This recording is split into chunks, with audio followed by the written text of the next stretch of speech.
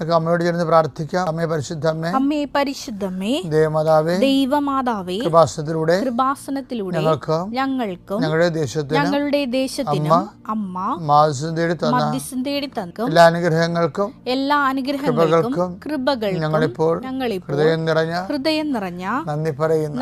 അമ്മേ പരിശുദ്ധമ്മേ, ദൈവമാതാവേ, 2004 ഡിസംബർ 7 തീയതി ഉച്ചകഴിഞ്ഞ് 2:30 കൃപാസനത്തിൽ സംഭവിച്ച അമ്മയുടെ പ്രത്യക്ഷപ്പെടലിനെ കുറിച്ച് തിരുസഭയ്ക്ക് സമർപ്പിച്ചിരിക്കുന്ന പഠനരേഖകളുടെ മേൽ സഭാത്മകമായ പഠനം ആരംഭിക്കുവാൻ ഞങ്ങൾ പ്രാർത്ഥിക്കുന്നു.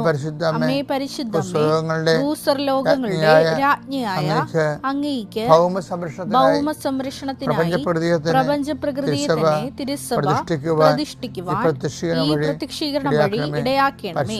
പരിശുദ്ധമ്മേ, ജപമാല മാതാവേ, സകല കൃപാസനം പ്രാർത്ഥനകളോടും ചേർത്ത് ഞങ്ങളിപ്പോൾ പ്രാർത്ഥിക്കുന്ന ഈ കുടുംബത്തിന്റെ പ്രത്യേക നിയോഗം. മക്കളെ,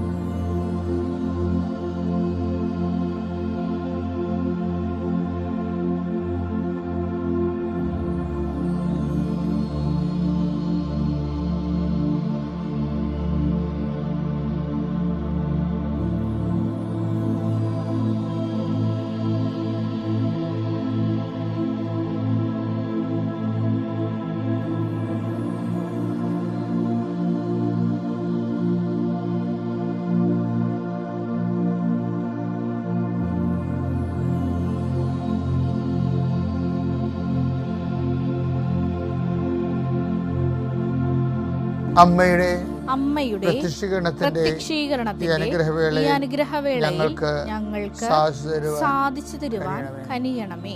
വിശ്വാസ പ്രമാണം. സർവശക്തനായ പിതാവും ആകാശത്തിന്റെയും ഭൂമിയുടെയും സൃഷ്ടാവുമായ ദൈവത്തിൽ ഞാൻ വിശ്വസിക്കുന്നു. അവിടുത്തെ ഏകപുത്രനും ഞങ്ങളുടെ കർത്താവുമായ ഈശോമിശിഹായിലും ഞാൻ വിശ്വസിക്കുന്നു. ഈ പുത്രൻ പരിശുദ്ധാത്മാവിനാൽ ഗർഭസ്ഥനായി കന്യകാമറിയത്തിൽ നിന്ന് പിറന്ന് പൊന്തിയോസ് പീലാത്തോസിന്റെ കാലത്ത് പീഡകൾ സഹിച്ച് കുരിശിൽ തറയ്ക്കപ്പെട്ട് മരിച്ച് അടക്കപ്പെട്ട് പാതാളങ്ങളിൽ ഇറങ്ങി മരിച്ചവരുടെ ഇടയിൽ നിന്ന് 3-ാം നാൾ ഉയർത്ത് സ്വർഗത്തിലേക്ക് എഴുന്നള്ളി സർവശക്തിയുള്ള പിതാവായ ദൈവത്തിന്റെ വലതുഭാഗത്തിരിക്കുന്നു. അവിടെ നിന്ന് ജീവിക്കുന്നവരെയും മരിച്ചവരെയും വിധിക്കുവാൻ വരുമെന്നും ഞാൻ വിശ്വസിക്കുന്നു. പരിശുദ്ധാത്മാവിലും ഞാൻ വിശ്വസിക്കുന്നു. വിശുദ്ധ കത്തോലിക്കാ സഭയിലും പുണ്യവാന്മാരുടെ ഐക്യത്തിലും പാപങ്ങളുടെ മോചനത്തിലും ശരീരത്തിന്റെ ഉയർപ്പിലും നിത്യമായ ജീവിതത്തിലും ഞാൻ വിശ്വസിക്കുന്നു. ആമേൻ.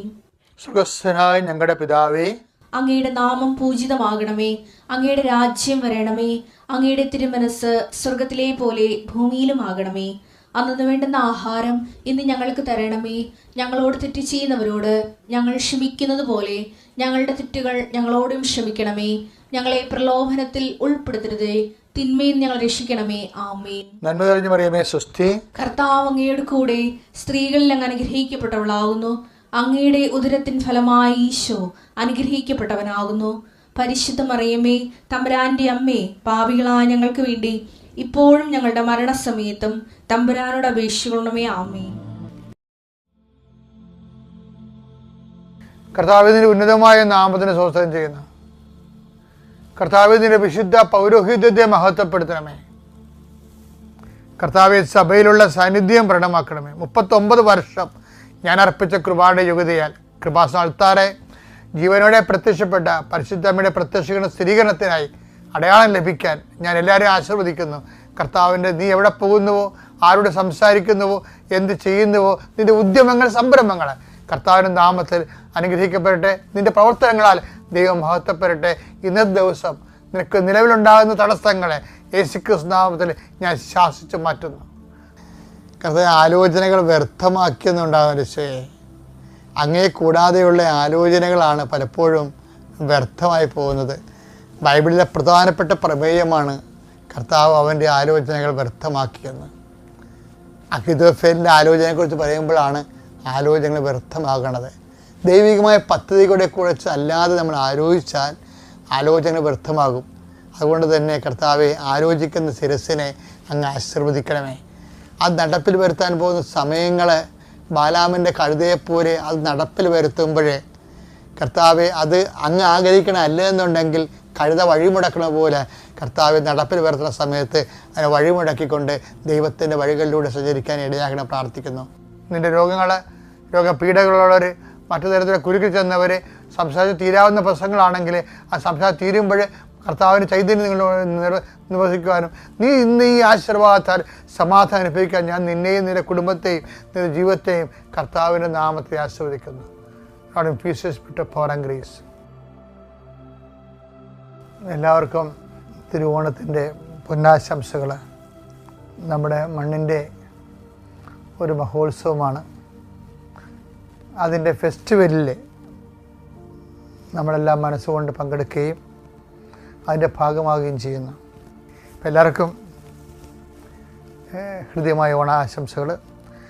ഇന്ന് എൻ്റെ മനസ്സിൽ വരുന്നത്, നമുക്കറിയാമല്ലോ, ഈ പരിശുദ്ധ അമ്മയുടെ പ്രാർത്ഥനകളെ വെച്ച് ഏറ്റവും എപ്പോഴും എന്നെ വല്ലാണ്ട് ഇങ്ങനെ ചിന്തിപ്പിക്കുന്നത്, ശക്തനായവൻ എനിക്ക് വലിയ കാര്യങ്ങൾ ചെയ്തിരിക്കുന്നു. Take the word of God. ലൂക്ക 1:49. ലൂക്ക 1:49. ശക്തനായവൻ എനിക്ക് വലിയ കാര്യങ്ങൾ ചെയ്തിരിക്കുന്നു. അവിടുത്തെ നാമം പരിശുദ്ധമാണ്.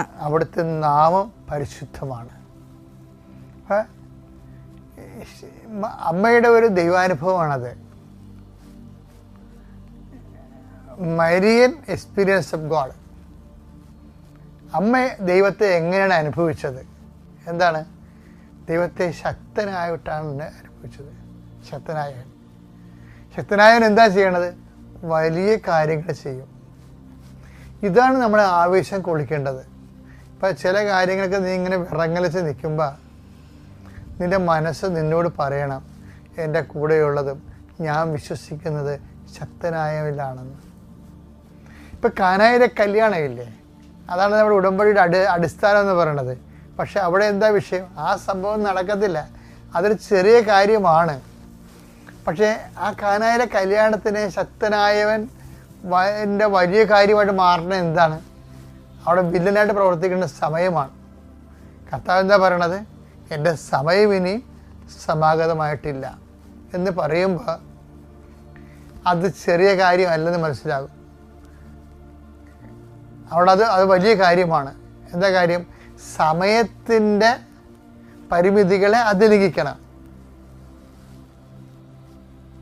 അതിന് അമ്മയുടെ മാധ്യസ്ഥമാണ്.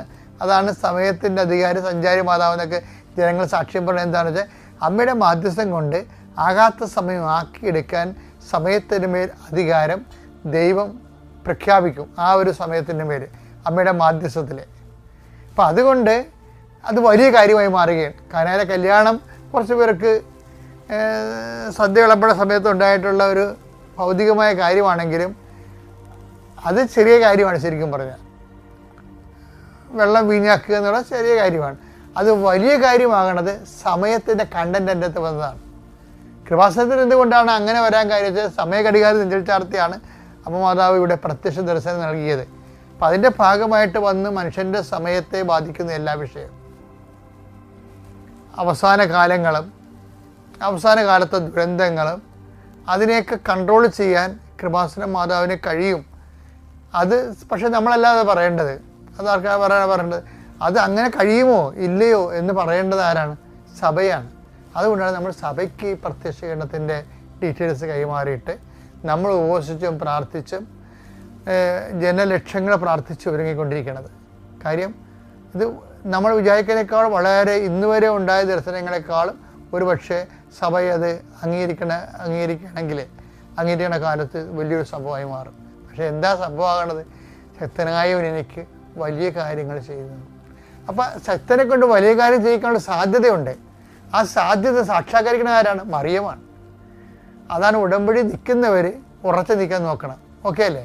Thank you. പരിശുദ്ധ കൃപാസന മാതാവിനും ഈശോയ്ക്കും 1000 നന്ദി ഞാൻ പറയുന്നു. എൻ്റെ പേര് മേരി ബിനീഷ ഡിസൂസ. എൻ്റെ സ്വദേശം ചാലക്കുടിയിലെ കാടുകുറ്റിയിൽ നിന്നാണ് ഞാൻ വരുന്നത്. എൻ്റെ ഹസ്ബൻഡിൻ്റെ പേര് ഗോഡ്വിൻ റോഡ്രിക്സ്. അദ്ദേഹം പോളിടെക്നിക് അധ്യാപകനാണ്. എനിക്ക് 2 മക്കളാണുള്ളത്. മൂത്ത മകളുടെ പേര് ആഞ്ചനീന റോഡ്രിക്സ്, അവൾ 9ാം ക്ലാസ്സിൽ പഠിക്കുന്നു. മകൻ ആരോൺ റോഡ്രിക്സ്, അവൻ 7ാം ക്ലാസ്സിൽ പഠിക്കുന്നു. ഞാനിവിടെ ഉടമ്പടി ആദ്യമായി എടുക്കാൻ വന്നത് 2022 27-ാം തീയതി മെയ് മാസമായിരുന്നു. അന്ന് ഞാൻ 6 നിയോഗങ്ങൾ മാതാവിന് പത്രികയിൽ ഞാൻ എഴുതിയിരുന്നു. അന്ന് തൊട്ട് ഞാൻ മാതാവിനോട് കൂടുതലായി പ്രാർത്ഥിക്കാറുണ്ടായിരുന്നു. എൻ്റെ മനസ്സിലൊത്തിരി വിഷമങ്ങളും ഒക്കെ എൻ്റെ മനസ്സിലുണ്ടായിരുന്നു. ഞാനിവിടെ വന്ന് പ്രാർത്ഥിക്കുമ്പോൾ വളരെയധികം ആഗ്രഹത്തോടു കൂടിയായിരുന്നു ഞാനിവിടെ വന്നിരുന്നത്. ഞാൻ എന്നും രാവിലെ 5:30 എണീറ്റ് മാതാവിനോടുള്ള പ്രാർത്ഥന ഞാൻ പ്രാർത്ഥിക്കുമായിരുന്നു. ചില സമയങ്ങളിലൊക്കെ പ്രാർത്ഥന മുടങ്ങിപ്പോയിട്ടുണ്ട്. എന്നിരുന്നാലും ഞാൻ മാതാവിനോട് ക്ഷമ പറഞ്ഞ് മാതാവ് എന്നോട് ക്ഷമിക്കണമേ എന്ന് പറഞ്ഞ് ഞാൻ ആ പ്രാർത്ഥന ആ ദിവസത്തിൽ രാത്രി ആവുന്നതിന് മുമ്പ് ഞാൻ ചെല്ലുമായിരുന്നു. എൻ്റെ 6 നിയോഗങ്ങളിൽ ആദ്യമായി നടന്ന നിയോഗം എന്ന് പറയുന്നത് എൻ്റെ വീടിൻ്റെ 2ാം നിലയുടെ പണിയായിരുന്നു. അതിൽ ആദ്യം കുറേ തടസ്സങ്ങളൊക്കെ ഉണ്ടായിരുന്നു. അത് തുടങ്ങുന്ന സമയത്ത് തന്നെ ഹസ്ബൻഡ് ലോണിന് എടുക്കാൻ വേണ്ടി പോകുന്ന സമയത്ത് അദ്ദേഹം സ്റ്റെപ്പ് ഇറങ്ങിയപ്പോൾ പെട്ടെന്ന് കാല് മടക്കി വീഴുകയുണ്ടായി. അദ്ദേഹത്തിന് നല്ല പരിക്ക് കാലിന് മുകളിൽ വന്നിട്ടുണ്ടായിരുന്നു. എന്നിരുന്നാലും ഞങ്ങളിവിടെ വന്ന് മാതാവിനോട് വീണ്ടും പ്രാർത്ഥിച്ചു. ഞങ്ങളുടെ തടസ്സങ്ങളെല്ലാം നീക്കി തരണമേ മാതാവേ എന്ന് പറഞ്ഞ് ഞങ്ങൾ ശക്തമായിട്ട് മാതാവിനോട് ഞങ്ങൾ പ്രാർത്ഥിച്ചു. അങ്ങനെ ഞങ്ങളുടെ വീട് പണി 2ാം നിലയുടെ പണി വളരെ മനോഹരമായി തന്നെ പൂർത്തിയാക്കുവാൻ ഞങ്ങൾക്ക് സാധിച്ചു. പിന്നെ എൻ്റെ ആദ്യത്തെ നിയോഗം എന്ന് പറയുന്നത് എനിക്ക് ഗവൺമെൻറ് അല്ലെങ്കിൽ എയ്ഡഡ് സ്കൂളുകളിൽ ഒരു സ്ഥിര നിയമനം ലഭിക്കുക എന്നതായിരുന്നു. ഞാൻ വളരെ ആഗ്രഹിച്ച ഒരു ജോലിയാണ് ഗവൺമെൻറ് ജോലി. ഞാൻ BCom ബിരുദധാരിയാണ്. ഞാൻ എൻ്റെ വിവാഹത്തിന് ശേഷമാണ് ഞാൻ ഹിന്ദി TTC പഠിച്ചത്. പിന്നീട് എനിക്ക് മക്കളായതിനു ശേഷം പഠനം ഞാൻ തുടർന്നു. പിന്നീട് എനിക്ക് ജോലി ലഭിക്കുവാനായിട്ട് വേണ്ടി നമുക്ക് വിവിധ സ്കൂളുകളിൽ ഡെയിലി വേജസായിട്ട് ജോലിക്ക് പോകേണ്ട ആവശ്യമുണ്ടായിരുന്നു. അതിന് എനിക്ക് ജോലി പ്രവേശിക്കാനായിട്ട് വളരെയധികം ബുദ്ധിമുട്ടുകളുണ്ടായിരുന്നു. ഞാനിവിടെ കൃപാസന മാതാവിൻ്റെ അടുത്ത് വന്ന് മാതാവേ എനിക്ക് ഡെയിലി വേജസായിട്ട് എവിടെയെങ്കിലും സ്കൂളുകളിലൊക്കെ വർക്ക് ചെയ്യാനായിട്ട് എന്നെ അനുവദിക്കണമേ എന്ന് പ്രാർത്ഥിച്ചു. ഞാനിവിടെ നിന്ന് പോയി കുറച്ച് ദിവസം കഴിഞ്ഞപ്പോഴേക്കും എന്നെ ഒരു സ്കൂളല്ല പല സ്കൂളുകളിൽ ഡെയിലി വേജസായിട്ട് പലവിധ സ്കൂളുകളിൽ നിന്ന് എന്നെ വിളിച്ചുകൊണ്ടിരുന്നു. എന്നിരുന്നാലും എൻ്റെ മനസ്സിലെ ആഗ്രഹം എന്ന് പറയുന്നത് ഒരു സ്ഥിര ജോലി എന്നതായിരുന്നു. ഞാൻ മാതാവിനോട് വളരെയധികം പ്രാർത്ഥിച്ചിരുന്നു, കരഞ്ഞു തന്നെ പ്രാർത്ഥിച്ചിരുന്നു. മാതാവേ എനിക്കൊരു സ്ഥിര ജോലി തന്നെ ഗവൺമെൻറ് ജോലി തന്നെ എന്നെ സമൃദ്ധമായിട്ട് അനുഗ്രഹിക്കണമെന്ന് ഞാൻ മാതാവിനോട് പ്രാർത്ഥിച്ചിരുന്നു. എൻ്റെ ഭാര്യ ബിനീഷ വിവാഹത്തിന് ശേഷമാണ് പഠിച്ചത്. കാരണം അവളുടെ വീട്ടിൽ അങ്ങനെ പഠിക്കാനായിട്ട് സാമ്പത്തിക സാഹചര്യം ഉണ്ടായിരുന്നെങ്കിൽ പോലും ഇവൾക്ക് പഠിക്കേണ്ട വിധത്തിലൊരു ഗൈഡൻസ് നൽകുവാനോ അങ്ങനെ സാധിച്ചിരുന്നില്ല. അപ്പോൾ വിവാഹം കഴിഞ്ഞതിന് ശേഷമാണ് പറഞ്ഞത് എനിക്കിങ്ങനെ ടീച്ചറാവണമെന്നായിരുന്നു എൻ്റെ ആഗ്രഹം എന്ന് പറഞ്ഞു. അപ്പോൾ ഞാൻ പറഞ്ഞു കുട്ടികളായിട്ടുണ്ടായിരുന്നു. ഞാൻ പറഞ്ഞു നമുക്ക് പഠിക്കാം, ഞാൻ പഠിപ്പിക്കാം, അതിനൊന്നും പ്രശ്നമില്ല എന്ന് പറഞ്ഞു. അങ്ങനെ ഞങ്ങൾ ഈ 2 കൈക്കുഞ്ഞുങ്ങളാണ്. പിന്നെ എനിക്ക് അരക്ക് കീഴ്പോട്ട് തളർന്നു കിടക്കുന്ന എൻ്റെ അമ്മയുമായിരുന്നു. അപ്പോൾ ആ അവസ്ഥയിൽ പോലും ഇവളെ ഞാൻ പഠിപ്പിച്ചു. അപ്പോഴും ജോലിക്ക് പോകാനൊരു സാഹചര്യം ഉണ്ടായിരുന്നില്ല, കാരണം അമ്മനെ പരിചരിക്കണമായിരുന്നു. അപ്പോൾ ഞാൻ പറഞ്ഞ് ആശ്വസിപ്പിക്കുമായിരുന്നു, നിനക്ക് ഏതെങ്കിലും സമയത്ത് ഒരു ജോലി കിട്ടും, നീ പേടിക്കേണ്ട. ആദ്യം നമ്മുടെ പ്രാഥമികമായ ഡ്യൂട്ടി എന്ന് പറയുന്നത് നമ്മുടെ മാതാപിതാക്കളെ സംരക്ഷിക്കുക എന്നാണ്. നമുക്ക് ഈ ഭൂമിയിൽ ജനിക്കാനായിട്ടുള്ള ഒരു അവസരം തന്നത് നമ്മുടെ മാതാപിതാക്കളാണ്. അപ്പോൾ നമ്മുടെ മാതാപിതാക്കളെ നമ്മൾ പ്രൊട്ടക്റ്റ് ചെയ്യണം, അതാണ് നമ്മുടെ പരമപ്രധാനമായ കടമ എന്ന് ഞാൻ പറഞ്ഞ് ഇവളെ ആശ്വസിപ്പിക്കുമായിരുന്നു. അങ്ങനെ ഇവൾ കല്യാണം കഴിഞ്ഞ് വരുമ്പോൾ തന്നെ എൻ്റെ അമ്മ അരക്ക് കിഴപ്പോട്ട് തളർന്ന അവസ്ഥയിലായിരുന്നു. 12 കൊല്ലം ഇവൾ യാതൊരു മടിയും കൂടാതെ എൻ്റെ അമ്മയെ പരിചരിച്ചു. അങ്ങനെ കഴിഞ്ഞ ഉടമ്പടി എടുക്കുന്നതിന് മുൻപ് തന്നെ ഞങ്ങളുടെ അമ്മ ഞങ്ങളുടെ അടുത്ത് വിട്ടു പിരിഞ്ഞു. എന്നാലും ഞങ്ങൾക്ക് നല്ല സന്തോഷമുണ്ട്, ഞങ്ങൾക്ക് ആവുന്ന വിധത്തിൽ ഞങ്ങളുടെ അമ്മയെ നോക്കിയെന്ന്.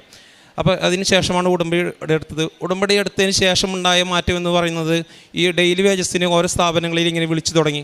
അപ്പോഴും ഇവൾക്കൊരാഗ്രഹമായിരുന്നു ഈ ഇങ്ങനെ ഒരു സ്ഥിരം ജോലി കിട്ടണമെന്ന്. അങ്ങനെ ഞങ്ങൾ പല സ്ഥാപനങ്ങളിലും കയറി ഇറങ്ങിയെങ്കിലും സ്ഥിരം ജോലി എന്നുള്ളൊരു സ്വപ്നം വളരെ വിദൂരമായിട്ട് തോന്നി. അപ്പോൾ ഈ പ്രാവശ്യമെങ്കിലും ഒരു സ്ഥിരം ജോലി കിട്ടണമെന്നും ഞങ്ങൾ ആഗ്രഹിച്ചു. ഈ അധ്യയന വർഷമെങ്കിലും ഒരു സ്ഥിരം ജോലി കിട്ടണമെന്നും ആഗ്രഹിച്ചു. അങ്ങനെ ഞങ്ങൾക്ക് പരിചയമുള്ള സ്കൂളിലൊക്കെ പോയി ചോദിച്ചെങ്കിലും TTC മാത്രമായിരുന്നു വിനിഷ ചെയ്തിരുന്നത്. ഹൈസ്കൂൾ യോഗ്യത ഇല്ലാത്തത് കൊണ്ട് പല സ്ഥലങ്ങളിലും അവസരങ്ങൾ കിട്ടിയിരുന്നില്ല. അപ്പോൾ ഞങ്ങൾ ഇവിടെ വന്നിട്ട് ശക്തമായിട്ട് കരഞ്ഞ് പ്രാർത്ഥിച്ചു. ഞാനടക്കം ഇങ്ങനെ എനിക്കും ആദ്യം അങ്ങനെ ഒരു ഇത് തോന്നിയിരുന്നെങ്കിലും പിന്നെ ഞാൻ മാതാവിനോട് എൻ്റെ ഒരു കണ്ടീഷൻ ഞാൻ പറഞ്ഞോളൂ, ഞങ്ങൾക്ക് ഈ വേദിയിൽ കയറി മാതാവിന് സാക്ഷ്യം പറയാനായിട്ട് ഒരു അനുഗ്രഹം തരണമെന്ന്. അങ്ങനെ ഞങ്ങളുടെ ശക്തമായ പ്രാർത്ഥനയിൽ ഞങ്ങൾ ആഗ്രഹിച്ച ഒരു സ്കൂളിൽ ചെന്ന് ചോദിച്ചപ്പോഴും അവിടുത്തെ മാനേജർ സിസ്റ്റർ പറഞ്ഞു, കുഞ്ഞ് ചാൻസ് ഇല്ല, ഹൈസ്കൂളിലാണ് ചാൻസ് ഉള്ളത്, നിനക്ക് ചാൻസ് ഈ പ്രാവശ്യം കിട്ടാൻ സാധ്യതയില്ല. വളരെ വിഷമത്തോടെ പോന്നു. എങ്കിലും ഞങ്ങൾ എറണാകുളത്ത് അവിടെ ഒരു പള്ളിയിൽ കയറി പ്രാർത്ഥിച്ചിട്ട് ഞങ്ങൾ പറഞ്ഞു, എങ്കിലും ഞങ്ങൾക്ക് വിശ്വാസമുണ്ട് മാതാവ് ഞങ്ങളെ കാക്കുമെന്ന്. അങ്ങനെ ഞങ്ങൾ അങ്ങനെ ഇരിക്കെ സ്കൂൾ തുറക്കാൻ ഒരാഴ്ച മാത്രം ഈ വർഷം ഈ ജൂൺ ഒരാഴ്ച ജൂൺ 2-ാം തീയതിക്ക് ഒരാഴ്ച മാത്രം മുൻപേ നിൽക്കെ മാനേജർ സിസ്റ്റർ ഒരു ദിവസം വിളിച്ചിട്ട് പറയുകയാണ്, നിങ്ങളുടെ ചാൻസ് വന്നിട്ടുണ്ട്, നിങ്ങളുടെ സമയം വന്നിട്ടുണ്ട്, നിങ്ങളെ ദൈവം പരിഗണിക്കുന്നുണ്ട്, നിങ്ങൾക്ക് ഇതിവിടെ നിങ്ങൾക്ക് സ്കൂളിൽ കോളേജിൽ വർക്ക് ചെയ്യാനൊരു ചാൻസ് കിട്ടുന്നു. അപ്പോൾ ഞങ്ങൾക്ക് വളരെ സന്തോഷമായി. ഞങ്ങൾ ഉടനടി ഓടി വന്ന് എറണാകുളത്തെ ഒരു ചാപ്പലിൽ വന്നിരുന്ന് ഒരു ദിവസം മുഴുവനും കരഞ്ഞ് പ്രാർത്ഥിച്ചു. അതിനുശേഷം വീണ്ടും ഒരു അനക്കം ഉണ്ടായിരുന്നില്ല. അവിടെ കോളേജിൽ നിന്ന് ഒരു വിളിയിൽ നിന്ന് വന്നില്ല. 6 ദിവസമായിട്ട് സ്കൂൾ തുറക്കാനായിട്ട് 2 ദിവസം ബാക്കി നിൽക്കുകയും ഒരു അനക്കവും ഒരു വിളിയുമില്ല. ഞങ്ങളാകെ നിരാശരായി. ഇനി അത് കിട്ടോ ചാൻസ് കിട്ടോ ഇല്ല എന്ന് അങ്ങനെയായിരുന്നു. അങ്ങനെ ഇരിക്കെ സ്കൂൾ തുറക്കുന്ന ആ ദിവസം എൻ്റെ ഭാര്യ മാതാവിൻ്റെ നടയിൽ രാവിലെ ഇരുന്ന് പ്രാർത്ഥിക്കുകയായിരുന്നു. ഞാൻ മലപ്പുറത്താണ് ജോലി ചെയ്യുന്നത്. ഞാൻ അങ്ങോട്ട് പോകാൻ വേണ്ടിയിട്ടുള്ള പോകണം, കുറച്ച് ലേറ്റായിട്ട് പോകണം. അപ്പോൾ അങ്ങനെ പോകണമെന്ന് വിചാരിച്ച് ഞാൻ റെഡിയാവുകയായിരുന്നു. അപ്പോഴാണ് സ്കൂൾ തുറന്ന അന്ന് മാനേജർ സിസ്റ്ററിൻ്റെ ഫോൺ വരുന്നത്. 7:10 ആയപ്പോൾ ഇവൾ മാതാവിൻ്റെ നടയിൽ നിന്ന് പ്രാർത്ഥിക്കുകയായിരുന്നു. അപ്പോൾ എന്നോട് പറഞ്ഞു, എടോ മാനേജർ സിസ്റ്റർ വിളിച്ചിട്ടുണ്ട്, എന്നോട് ഉടനടി സ്കൂളിൽ വന്ന് രാവിലെ തന്നെ ജോയിൻ ചെയ്യാൻ പറഞ്ഞിരിക്കുകയാണ്. യേശുവേ നന്ദി, മാതാവേ നന്ദി. ഞങ്ങൾ എന്താ പറയുക, ആ സമയത്തുണ്ടായിരുന്ന ഞങ്ങളുടെ വികാരവിക്ഷോഭങ്ങൾ എന്താണെന്ന് പറയാൻ പറ്റില്ല. തിരുനടയിൽ മക്കളൊക്കെ സ്കൂളിൽ പോകണം, അന്ന് സ്കൂൾ തുറക്കുന്ന ദിവസമാണെങ്കിലും ഞങ്ങൾ എല്ലാവരും കൂടി വന്ന് തിരുനടയിൽ നിന്ന് പ്രാർത്ഥിച്ചു. വേഗം റെഡിയായി. മക്കളെ അന്ന് സ്കൂളിൽ വിട്ടില്ല. ഞങ്ങൾ 4 പേരും കൂടി എറണാകുളത്തേക്കുള്ള ട്രെയിൻ പിടിച്ച് ഞങ്ങൾ എറണാകുളത്ത് വന്ന് ആ സ്കൂളിൽ സെൻറ്റ് തെരേസസ് സ്കൂളിൽ വന്ന് ജോയിൻ ചെയ്തു. ഇനി മറ്റൊരു കാര്യം കൂടി ഞാൻ പറയുവാൻ ആഗ്രഹിക്കുകയാണ്. ഇത് മാതാവിൻ്റെ അത്ഭുതങ്ങൾ എന്ന് പറയുന്നത് ഒരു കണക്റ്റഡാണ്, അതൊരു ചെയിനാണ്. കാരണം ബിനിഷയ്ക്ക് അവിടെ ജോലി ലഭിക്കാനുണ്ടായ ഒരു സാഹചര്യം എന്ന് പറയുന്നത്, അവിടെ വർക്ക് ചെയ്യുന്ന വേറൊരു സിസ്റ്റർക്ക് UP സ്കൂളിൽ വർക്ക് ചെയ്യുകയായിരുന്ന വേറൊരു സിസ്റ്റർക്ക് ഒരു ടീച്ചർക്ക് അപ്രതീക്ഷിതമായി ഹൈസ്കൂളിലോട്ട് ഒരു പ്രൊമോഷൻ ലഭിച്ചു. ആ ടീച്ചർ ഇവിടെ വന്ന് സാക്ഷ്യം പറഞ്ഞിട്ടുണ്ട്. ആ ടീച്ചർ കാറ്ററ്റ് എന്ന് പറഞ്ഞ എക്സാം പാസ്സാകാനായിട്ട് വളരെ 5-6 പ്രാവശ്യം ശ്രമിച്ചിട്ടും നടന്നിരുന്നില്ല. പക്ഷേ ഈ പ്രാവശ്യം ആ ടീച്ചർ കാറ്ററ്റ് എക്സാം പാസ്സായി. അതുകൊണ്ട് മാത്രം ആ ടീച്ചർക്ക് ഹൈസ്കൂളിലോട്ട് പ്രൊമോഷൻ ലഭിച്ചു. അതുകൊണ്ട് മാത്രമാണ് UP സ്കൂളിൽ അങ്ങനെ ഒരു ചാൻസ് വന്നത്. അപ്പോൾ ഈ മാതാവിൻ്റെ അത്ഭുതങ്ങൾ എന്ന് പറയുന്നത് സമയക്ലിപ്തമായിട്ടാണ്. ഈ ബിനീഷ മാതാവിനോട് ശക്തമായിട്ട് പ്രാർത്ഥിച്ചത്, അമ്മേ എനിക്ക് 2025 വർഷത്തിൽ തന്നെ ഒരു സ്ഥിരം നിയമനം തന്നെ വന്ന് ശക്തമായിട്ട് മാതാവിനെ പ്രാർത്ഥിച്ചിരുന്നു. അപ്പോൾ അത് തന്നെയാണ് സാധിച്ചത്. എനിക്ക് പോലും മിറാക്കിൾ, കാരണം ഞാനൊരു സർക്കാർ ജീവനക്കാരനാണെങ്കിൽ പോലും എനിക്ക് തന്നെ അത് വിശ്വസിക്കാൻ പറ്റുമായിരുന്നില്ല. ഒരു ഇതുമില്ലാതെ, യാതൊരു കണ്ടീഷനുമില്ലാതെ നമുക്ക് അവിടെ ഒരു ജോലി നമുക്ക് അവിടെ ആ സ്കൂളിൽ എറണാകുളം സെൻറ്റ് തെരേസസ് സ്കൂളിൽ കിട്ടി. ഇപ്പോൾ ആ സ്കൂളിൽ 3 മാസം കഴിഞ്ഞു ഹിന്ദി അധ്യാപികയായിട്ട് വർക്ക് ചെയ്യുകയാണ്. അപ്പോൾ ഇത്രയും നല്ല അനുഗ്രഹം നൽകിയ, പിന്നെ 2 കുഞ്ഞുങ്ങളെയും തന്ന് ദൈവം അനുഗ്രഹിച്ചു. ഞങ്ങളെല്ലാ പ്രതിസന്ധി ഘട്ടങ്ങളിലും ഞങ്ങൾ 4 പേരും ഒരുമിച്ച് നിന്ന് മാതാവിനോട് പ്രാർത്ഥിക്കുകയും ചെയ്യാറുണ്ട്. പരിശുദ്ധ അമ്മയ്ക്ക് ഒരുപാട് നന്ദി. എൻ്റെ ജീവിതത്തിൽ ഇത്രയും വലിയ അനുഗ്രഹം എനിക്ക് നൽകിയ അമ്മയ്ക്കും തിരുക്കുമാരനും 1000 നന്ദി. പിന്നെ പ്രേക്ഷിത പ്രവർത്തനങ്ങൾ ഞങ്ങൾ ചെയ്യാറുണ്ട്. ഞങ്ങളെ കൊണ്ടാവുന്ന വിധം പ്രേക്ഷിത പ്രവർത്തനങ്ങൾ ഞങ്ങൾ ചെയ്യാറുണ്ട്. പിന്നെ രോഗികളെ സന്ദർശിക്കാറുണ്ട്. പിന്നെ ഞങ്ങൾക്ക് കിട്ടുന്ന ഈ സാമ്പത്തികമായിട്ട് ഞങ്ങൾക്ക് കിട്ടുന്ന ആനുകൂല്യങ്ങളിൽ നിന്ന് ഞങ്ങൾക്ക് ഇനിയും മറ്റുള്ള പാവപ്പെട്ടവരെയും മറ്റു ആശ്രണരെയും സഹായിക്കാനും. ഈശോയ്ക്കും മാതാവിനും 1000 നന്ദി. എൻ്റെ പേര് ജോബിറ്റ ജോയ്. ഞാനിവിടെ വന്ന് ഉടമ്പടി എടുക്കുന്നത് 2022 ഏപ്രിൽ 21 ആദ്യമായി ഞാനിവിടെ വന്ന് ഉടമ്പടി എടുത്തത്. അപ്പം അന്ന് ഒരുപാട് പേര് സാക്ഷ്യങ്ങളൊക്കെ ഷെയർ ചെയ്ത് തരാറുണ്ട്. ഫ്രണ്ട്സൊക്കെ പറഞ്ഞും കേട്ടുമൊക്കെയാണ് ഞാൻ വന്നത്.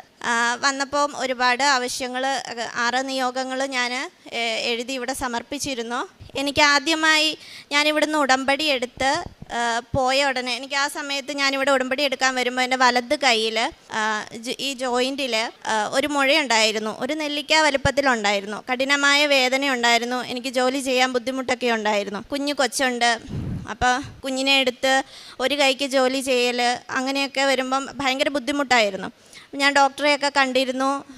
പെയിൻ കില്ലറൊക്കെ തന്നിരുന്നു.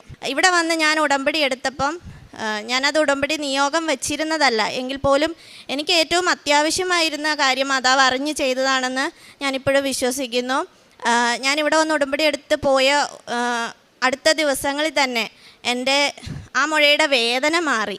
അപ്പോൾ ആ വേദന മാറിയപ്പോൾ തന്നെ എനിക്ക് ജോലികളൊക്കെ ചെയ്യാൻ ബുദ്ധിമുട്ടൊന്നുമില്ല. പിന്നെ കുറച്ച് ദിവസങ്ങൾ കഴിഞ്ഞപ്പോഴത്തേക്കും വേദനയില്ലാത്തതുകൊണ്ട് തന്നെ നമ്മൾ അതിനെ മറക്കും. കുറച്ച് ദിവസങ്ങൾ ഒരു 2-3 ആഴ്ചയൊക്കെ കഴിഞ്ഞപ്പം അമ്മയോട് ഫോണിൽ സംസാരിച്ചപ്പോൾ അമ്മ ആ മുഴയുടെ കാര്യം പറഞ്ഞപ്പോൾ ഞാൻ തൈലം പുരട്ടി എന്നും പ്രാർത്ഥിക്കുമായിരുന്നു അതിൽ. അപ്പോൾ അമ്മ എന്നോട് ചോദിച്ചു, നിൻ്റെ ആ മുഴ എങ്ങനെയുണ്ട് ഇപ്പോൾ? ഞാൻ കയ്യിൽ നോക്കുമ്പോൾ സത്യം പറഞ്ഞാൽ ഞാൻ ശരിക്കും അത്ഭുതപ്പെട്ടു പോയി. ആ മുഴ അവിടെ ഇല്ല. ഇപ്പോഴും എൻ്റെ കയ്യിൽ ആ മുഴയോ ചെറിയ ഒരു തടിപ്പ് പോലും ഇല്ല. അതെനിക്ക് ആദ്യം ലഭിച്ച ഒരു അനുഗ്രഹമാണ്. പിന്നീട് ഉടമ്പടി ഉപ്പ് ഞാൻ കുളിക്കുന്ന വെള്ളത്തിൽ ഇട്ട് ഉപയോഗിക്കുമായിരുന്നു. എനിക്ക് ചെറിയൊരു കൊതുക് കടിക്കുക അല്ലെങ്കിൽ ചെറിയൊരു ഈച്ചയൊക്കെ തൊടുമ്പോഴേക്കും ശരീരം വല്ലാതെ അലർജി പോലെ ചൊറിഞ്ഞ് തടിപ്പ് വരുന്ന അവസ്ഥയുണ്ടായിരുന്നു. അപ്പോൾ അതെനിക്ക് വല്ലാതെ ബുദ്ധിമുട്ടായപ്പോൾ ആണ് ഞാൻ ഉപ്പ് ഉപയോഗിക്കാൻ തുടങ്ങിയത്. അങ്ങനെ അതും മാറിക്കിട്ടി. അതിനുശേഷം ഉടമ്പടി പുതുക്കിയത് 2022 ഒക്ടോബർ 1 വന്ന് ഞാൻ ഉടമ്പടി പുതുക്കി. അതിനുശേഷം എനിക്ക് ഒരുപാട് അനുഗ്രഹങ്ങൾ ലഭിച്ചു. എനിക്ക് ഒരു ജോലി വേണമെന്ന് അതിയായ ആഗ്രഹമുണ്ട്. പക്ഷെ ഞാനും ഭർത്താവും കുഞ്ഞും മാത്രമേ ഉള്ളൂ വീട്ടിൽ. അപ്പോൾ കുഞ്ഞിനെ ഒരിടത്ത് ഏൽപ്പിച്ചിട്ട് പോകാനുള്ള ഒരു സാഹചര്യമൊന്നുമില്ല. കുഞ്ഞിന് 1.25 ആയപ്പോഴേക്കും എനിക്കൊരു എയ്ഡഡ് സ്കൂളിൽ അധ്യാപികയായിട്ട് ജോലി കിട്ടി. അപ്പോൾ മാതാവ് എൻ്റെ സാഹചര്യം അറിഞ്ഞ് അനുഗ്രഹിച്ചതാണ്. എനിക്ക് ജോലി ലഭിച്ച സ്കൂളിൻ്റെ അടുത്തൊരു ഡേ കെയർ ഉണ്ടായിരുന്നു. അവിടെ ആ ഡേ കെയറിൽ കുഞ്ഞിനെ ആക്കിയിട്ട് ജോലിക്ക് പോകാൻ പറ്റുന്ന ഒരു സാഹചര്യം എൻ്റെ ജോലി എനിക്ക് ശരിയാക്കി ആ ജോലിക്ക് പോകാനുള്ള എല്ലാ സഹായവും എനിക്ക് മാതാവ് ചെയ്തു തന്നു. അതോടൊപ്പം ഭർത്താവിൻ്റെ വീട്ടിൽ വെള്ളത്തിന് ബുദ്ധിമുട്ടുണ്ടായിരുന്നു. അപ്പോൾ ഒരു കിണറുണ്ട്, പക്ഷേ വേനലൊക്കെ ആകുമ്പോൾ അവിടെ വെള്ളം ലഭിക്കാൻ ബുദ്ധിമുട്ടാണ്. അവർ വീണ്ടും പല പ്രാവശ്യം ഞാൻ കല്യാണം കഴിഞ്ഞ് ചെല്ലുമ്പോൾ പറഞ്ഞു കേട്ടിട്ടുണ്ട്, ഒരുപാട് സ്ഥലങ്ങളിൽ കിണർ കുഴിച്ചു നോക്കി, കുഴൽ കിണർ കുഴിച്ചു, അപ്പോഴൊന്നും വെള്ളം കിട്ടിയിട്ടില്ല. പിന്നീട് ആ സമയമായപ്പോൾ ഭർത്താവിൻ്റെ ചേട്ടൻ അവിടെ ഒരു കിണർ കുഴിക്കുന്നുണ്ടായിരുന്നു. അപ്പം ഞാൻ അമ്മയുടെ അടുത്ത് പറഞ്ഞു, ഈ ഉപ്പ് അമ്മ കിണറ്റിലിട് എന്ന് പറഞ്ഞ് ഞങ്ങൾ വിശ്വാസ പ്രമാണം ചൊല്ലി പ്രാർത്ഥിച്ച് ഈ ഉപ്പ് ഞങ്ങൾ കിണറ്റിലിട്ടു. ആ കിണറ്റിൽ ഇപ്പോഴും അന്ന് തൊട്ട് ഇന്ന് വരെ വറ്റാതെ നല്ല വെള്ളമുണ്ട്.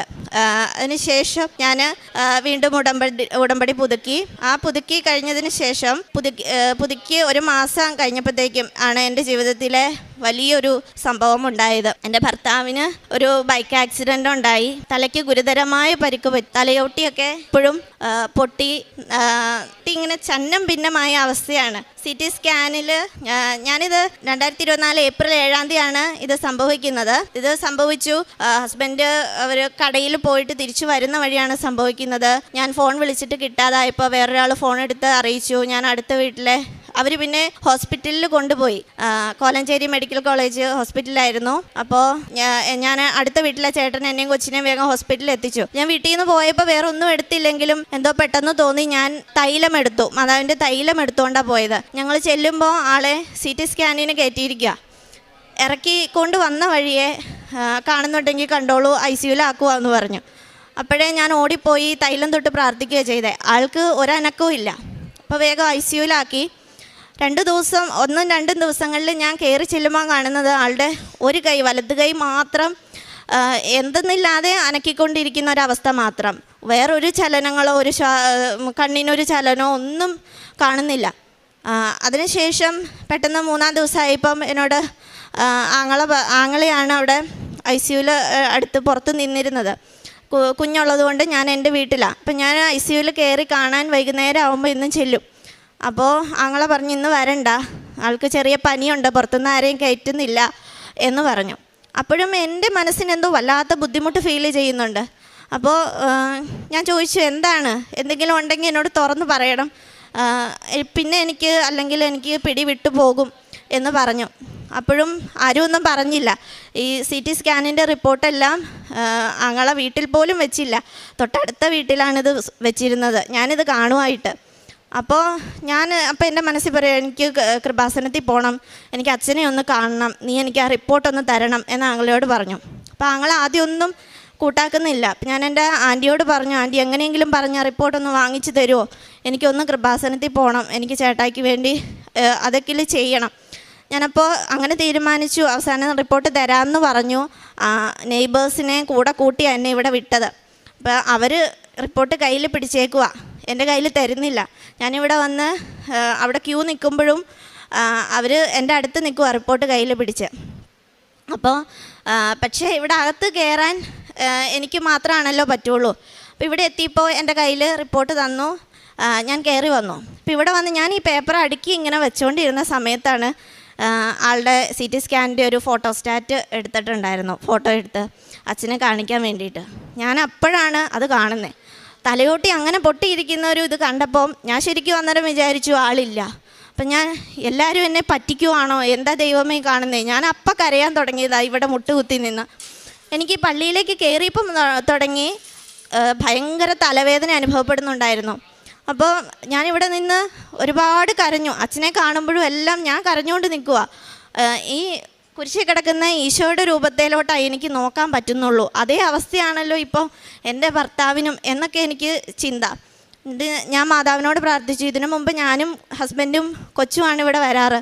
അപ്പം ഇനി ഒരിക്കലും ഞങ്ങൾ ഒരുമിച്ച് ഇവിടെ ഒരു വരവുണ്ടാവില്ലേ മാതാവേ, അതിന് നീ അനുഗ്രഹിക്കില്ലേ എന്ന് ചോദിച്ച് ഞാൻ പ്രാർത്ഥിച്ചു. അതിനുശേഷം അച്ഛനെ കണ്ടു. അച്ഛൻ കാശുരൂപമൊക്കെ തന്നു, പ്രാർത്ഥിച്ചു. ഇതൊക്കെ മാതാവിൻ്റെ അടുത്ത് കൊണ്ടുപോയി പ്രാർത്ഥിച്ച് ഇവിടുന്ന് ഞാൻ പള്ളിയിൽ നിന്ന് ഇറങ്ങി. ആ സ്റ്റെപ്പ് ഇറങ്ങിയത് എനിക്കുണ്ടായിരുന്ന ആ കഠിനമായ തലവേദന അപ്പം തന്നെ പോയി. അപ്പോൾ ഞാനിവിടുന്ന് ഇറങ്ങിയതേ ആങ്ങളെ വിളിച്ചു എങ്ങനെ ഉണ്ടെന്നറിയാൻ. അപ്പോൾ അത്രയും ദിവസം കുഴപ്പമില്ല, ഇത്രയും ദിവസത്തെ പോലെ തന്നെയാണ് എന്നൊരു മറുപടിയാണ് ഞാൻ കേട്ടിരുന്നത്. പക്ഷെ അന്ന് അവൻ്റെ സംസാരത്തിൽ നിന്ന് തന്നെ എനിക്ക് മനസ്സിലായി ഒരു സന്തോഷമുള്ള സ്വരം, നല്ല മാറ്റമുണ്ട്. അതിനുശേഷം പിന്നെ അങ്ങോട്ട് ഒരു തുള്ളി പോലും പിന്നോട്ട് പോയിട്ടില്ല, മുമ്പോട്ട് വളരെ വലിയ മാറ്റങ്ങളാണ് ഉണ്ടായത്. അപ്പം ഞാൻ എന്നും ICUവിൽ കയറി കാണുമ്പോൾ ആളുടെ ചെവിയിൽ വചനം പറഞ്ഞു കൊടുക്കും, പ്രാർത്ഥനകൾ ചൊല്ലിക്കൊടുക്കും. മൊബൈലിലായാലും അവരവിടെ റെക്കോർഡ് ചെയ്തത് നമ്മൾ കൊടുത്താൽ കേൾപ്പിച്ചു കൊടുക്കുമായിരുന്നു. കണ്ണ് തുറന്നത് 2 ആഴ്ചയ്ക്ക് ശേഷമാണ്. 2 ആഴ്ചയ്ക്ക് ഓളം വെൻറ്റിലേറ്ററിലായിരുന്നു. 2 ആഴ്ചയ്ക്ക് ശേഷമാണ് ഒരു കണ്ണ് തുറന്നത്. ഇടത് സൈഡിലാണ് തലയ്ക്ക് ഇടിച്ചത്. അപ്പോൾ ഇടത് കണ്ണ് അപ്പോഴും തുറന്നിട്ടില്ല. അതിനുശേഷം ഞാൻ ഇവിടെ വന്ന് അച്ഛനെ കണ്ട് ഞാൻ പോയി അന്ന് നേരെ വൈകുന്നേരം ഞാൻ പറഞ്ഞു എനിക്ക് ഇന്ന് എന്തായാലും ചേട്ടാ അടുത്തൊന്ന് കയറണം, എന്നെ സമ്മതിക്കണം എന്നൊക്കെ ഞങ്ങളോട് പറഞ്ഞപ്പോൾ ഞങ്ങൾ പറഞ്ഞു ഉള്ളിൽ കയറി കരയരുത്, എങ്കിൽ മാത്രം കയറ്റാമെന്ന് പറഞ്ഞു. ഞാൻ സമ്മതിച്ചു. അപ്പോഴും എനിക്ക് ഉറപ്പൊന്നുമില്ല ഞാൻ കരയാതിരിക്കില്ല എന്ന്. എന്നാലും ഞാൻ പോയി എനിക്ക് ഈ കാശുരൂപവും തൈലം അവിടെ എത്തിക്കണം. അപ്പോഴും ഞാൻ ആദ്യം മുതൽ കയറുമ്പോൾ തൈലം കയ്യിൽ കൊണ്ടുപോകും. നഴ്സുമാർ കാണാതെ പ്രാർത്ഥിച്ച് വേഗം നെറ്റിയിലൊക്കെ വരച്ചിട്ട് പോരുക ചെയ്യുന്നത്. ഇപ്പം എല്ലാവർക്കും ഇഷ്ടപ്പെടില്ല. അപ്പോൾ ഒരു നേഴ്സ് ഇത് കണ്ടപ്പോൾ എന്നോട് പറഞ്ഞു എല്ലാ ഡോക്ടർമാർക്കും ചിലപ്പോൾ ഇഷ്ടപ്പെട്ടെന്ന് വരില്ല എന്ന് പറഞ്ഞു. അപ്പോൾ ഞാൻ ഈ തൈലവും കാശുരൂപമായിട്ട് അന്ന് വൈകുന്നേരം ആളുടെ അടുത്ത് കയറി. ഞാൻ തൈലം പുരട്ടുന്നത് നഴ്സ് കണ്ടപ്പോൾ എന്നോട് ചോദിച്ചു കൃപാസനത്തിലെ എണ്ണയാണോ ചേച്ചി എന്ന് ചോദിച്ചു. ഞാൻ പറഞ്ഞു അതെ. ചേച്ചി അത് അവിടെ വെച്ചേരെ, ഞങ്ങൾ ഇടയ്ക്ക് പുരട്ടി കൊടുത്തോളാം എന്ന് പറഞ്ഞു. ഞാനതപ്പോൾ അവിടെ വെച്ചു. കാശുരൂപം ഡ്രസ്സിൽ കുത്തി കൊടുക്കാൻ വേണ്ടി തുടങ്ങിയപ്പോൾ പറഞ്ഞു ക്ലീനിങ്ങിനൊക്കെ ഉള്ളൊരു ഡ്രസ്സ് മാറ്റുമ്പോൾ ചിലപ്പോൾ ഇത് നഷ്ടപ്പെട്ടു പോയേക്കാം, അതുകൊണ്ട് ബെഡിൽ കുത്തി വയ്ക്കാമെന്ന് പറഞ്ഞാൽ ആ നേഴ്സ് തന്നെ അത് ആളുടെ തലയുടെ അടുത്തായിട്ട് ബെഡിൽ കുത്തി വെച്ചു. അന്ന് തൊട്ട് എന്നും അവരും ആ തൈലം പുരട്ടും. ഞാൻ കയറുമ്പോഴും തൈലം പുരട്ടി കൊടുക്കും, പ്രാർത്ഥിക്കും. ആ കാശുരൂപവും തൈലവും ICUവിൽ 1 മാസം ആളുണ്ടായിരുന്നു. 1 മാസത്തിന് ശേഷം ICUവിൽ നിന്ന് പുറത്തിറക്കിയത്. ആ ഹോസ്പിറ്റലായിരുന്ന ദിവസങ്ങളിലെല്ലാം ഈ തൈലവും ആ കാശുരൂപവും ഇന്നും കൂടെയുണ്ട്. അപ്പോൾ മാതാവ് എനിക്ക് എൻ്റെ ജീവിതത്തിൽ തന്ന ഏറ്റവും വലിയ അനുഗ്രഹമാണ്. ഞാൻ ഇവിടുന്ന് തിരിച്ചു പോകുമ്പോഴൊക്കെ വലിയ വിഷമത്തിലായിരുന്നു, ഇനി ഇങ്ങനെ ഒരു വരവുണ്ടാവുമോ എന്ന്. അപ്പോൾ അന്നേ ഞാൻ പറഞ്ഞു, എനിക്ക് ആളെ കൂട്ടി ഇവിടെ വന്ന് സാക്ഷ്യം പറയാൻ അമ്മ അനുവദിക്കണേന്ന്. അതിനമ്മ അനുവദിച്ചു. എനിക്ക് അതിലും വലിയ ഒരു അനുഗ്രഹം ഈ ജീവിതത്തിൽ കിട്ടാനില്ല. പിന്നീട് ആ സമയത്തൊന്നും എൻ്റെ ജോലി ലഭിച്ചെങ്കിലും അപ്പോയിൻമെൻറ്റ് പാസ്സായിരുന്നില്ല. എയ്ഡഡ് സ്കൂളാണ്. പക്ഷേ പുതുക്കലിന് ശേഷം ആ സമയത്ത് പുതുക്കി, അതിനുശേഷം എത്രയും വേഗം അപ്പോയിൻമെൻറ്റ് പാസ്സാക്കി തന്നു. പിന്നീട് എൻ്റെ ഏറ്റവും വലിയ ആഗ്രഹം ഒരു ഗവൺമെൻറ് ജോലി എന്നാണ്. എയ്ഡഡ് സ്കൂളിലാണെങ്കിലും PSC എക്സാമൊക്കെ എഴുതാറുണ്ട്. PSC നിയമനം ലഭിക്കണം എന്നുള്ളതായിരുന്നു എൻ്റെ ആഗ്രഹം. ഇപ്പോൾ അതും സഫലമാകാൻ പോവാണ്. എനിക്ക് PSCയിൽ അഡ്വൈസ് ആയിട്ടുണ്ട്. അപ്പം എൻ്റെ എല്ലാ സാഹചര്യങ്ങളും മനസ്സിലാക്കി മാതാവ് എനിക്ക് എപ്പോഴും എൻ്റെ കൂടെയുണ്ട്. എനിക്ക് ഓരോ അനുഗ്രഹങ്ങളും ഓരോ സാഹചര്യത്തിനൊത്ത് അമ്മ സാധിച്ചു തരുന്നുണ്ട്. നമ്മൾ ചിലപ്പോൾ നിരാശപ്പെടും, നമ്മൾ നിയോഗം വെച്ചിട്ട് പെട്ടെന്ന് ഇങ്ങ് സാധിച്ചു തരൂ എന്നുള്ളൊരിത്. പക്ഷേ നമ്മളെ ആ ഒരു ലക്ഷ്യം നമുക്ക് സാധിച്ചു തരാൻ വേണ്ടി അതിലേക്ക് എത്താനായിട്ടുള്ള ഓരോ മാർഗവും മാതാവ് സുഗമമാക്കി തീർത്ത് നമ്മളെ എല്ലാം പൂർത്തിയാക്കി ആ ലക്ഷ്യത്തിൽ എത്തിക്കുക ചെയ്യുന്നതെന്നുള്ളത് എനിക്ക് മനസ്സിലായി. ഞാൻ പത്രം വിതരണം ചെയ്യുന്നത് ടൗണിലൊക്കെ പോകുമ്പോൾ കടകളിലൊക്കെ കൊടുക്കാറുണ്ട്. സഹപ്രവർത്തകർക്കൊക്കെ വിതരണം ചെയ്യാറുണ്ട്. ഞാൻ പൊതുസമൂഹത്തിൽ പത്രം വിതരണം ചെയ്യാറുണ്ട്. ആദ്യമൊക്കെ ഒരു മടിയൊക്കെ തോന്നുമായിരുന്നു. പിന്നീട് ഒരു മടിയില്ലാതെ ഞാൻ ടൗണിൻ്റെ കോതമംഗലത്തൊക്കെ ടൗണിൽ ഒരു സൈഡിൽ നിന്ന് അങ്ങേ സൈഡ് വരെ ഞാൻ നടന്ന് വെയിലത്താണേലും ഞാൻ പോകും. അപ്പോൾ ഞാൻ പറയും, ഞാൻ ത്യാഗം സഹിച്ചോളാം, എനിക്ക് അമ്മ നന്മ തന്നാൽ മതി. അപ്പോൾ ഞാൻ അങ്ങനെ പോയി പത്രം കൊടുക്കുമായിരുന്നു. വേണ്ട എന്ന് പറയുന്നവർക്ക് ഞാൻ കൊടുക്കാറില്ല. ഒരുപാട് പേര് പുച്ഛ മനോഭാവത്തോടെ നോക്കാറുണ്ടായിരുന്നു. പക്ഷേ അപ്പോഴൊക്കെ ശരിക്കും ഒരു സന്തോഷം തോന്നുന്ന ഒരു അവസ്ഥയിലേക്ക് എത്തി. ആദ്യമൊക്കെ നമുക്കൊരു മടിയുണ്ടായിരുന്നു. പിന്നെ നമ്മളെ ഇതിൻ്റെ പേരിൽ ഒരാൾ പുച്ഛിക്കുമ്പോൾ നമുക്കൊരു സന്തോഷം തോന്നാൻ തുടങ്ങി. ദൈവത്തിന് വേണ്ടിയാണല്ലോ ഇത് എന്നുള്ളൊരു തോന്നൽ. പിന്നെ പ്രാർത്ഥനയിൽ ഒരുപാട് പ്രാർത്ഥിക്കാനായിട്ടുള്ള വരം ലഭിച്ചു. ഹസ്ബൻഡാണെങ്കിലും ഇപ്പോഴും കൂടെ ഇരുന്ന് പ്രാർത്ഥിക്കും. പ്രാർത്ഥിക്കാറായില്ലേ, സന്ധ്യ ആയാൽ ചോദിക്കും, പ്രാർത്ഥിക്കാറായില്ലേ. എല്ലാ ആഴ്ചയിലും പള്ളിയിൽ പോകും. കുമ്പസാരമൊക്കെ കറക്റ്റായിട്ട് ഫോളോ ചെയ്യുന്നുണ്ട്. പിന്നീട് കാരുണ്യ പ്രവർത്തികൾ, ഞാൻ സ്കൂളിലാണ് വർക്ക് ചെയ്യുന്നത്. അപ്പം നമ്മുടെ ഇടയിൽ തന്നെ ഓരോ കുട്ടികളും പല കുറവുകളുള്ളവരും ഒക്കെ ഉണ്ട്. അപ്പോൾ അതൊക്കെ അറിഞ്ഞ് ഞാൻ ആരോടും പറയാറില്ല, പക്ഷേ ഞാൻ അങ്ങനെ സഹായിക്കാറുണ്ട്. പിന്നെ ചുറ്റുമുള്ളവരിലും ആവശ്യമെന്ന് തോന്നുന്നവരെ എന്നാലാവുന്ന വിധം ഞാൻ സഹായിക്കാറുണ്ട്. ഇപ്പോഴും ഞാനൊരാൾ കുടുംബം നോക്കുമ്പം എനിക്ക് തികയാതെ വരുന്ന അവസ്ഥയുണ്ട്. പക്ഷേ എൻ്റെ അമ്മ എന്നെ പഠിപ്പിച്ച ഒരു പാഠമുണ്ട്. നമുക്കൊന്നും ഇല്ലെങ്കിലും നമ്മൾ ആ ഇല്ലായ്മയിൽ നിന്ന് നമ്മൾ പങ്കുവയ്ക്കണം. എൻ്റെ അമ്മ ചെയ്യുന്നത് ഞാൻ കുഞ്ഞിലെ മുതലേ അത് കാണാറുണ്ട്. അപ്പം എനിക്കും അത് ഭയങ്കര ഒരു ഇൻസ്പിറേഷനായി. ഞാനും അങ്ങനെ ചെയ്യും. അപ്പോൾ അതിൽ നിന്ന് എനിക്ക് എൻ്റെ ജീവിതത്തിൽ നിന്ന് മനസ്സിലായി, നമുക്കില്ലാതെ വരുമ്പം ദൈവം നമ്മൾ പ്രതീക്ഷിക്കാത്ത സ്ഥലങ്ങളിൽ നിന്നാണ് നമുക്ക് സഹായം അയച്ചു തരുന്നത്.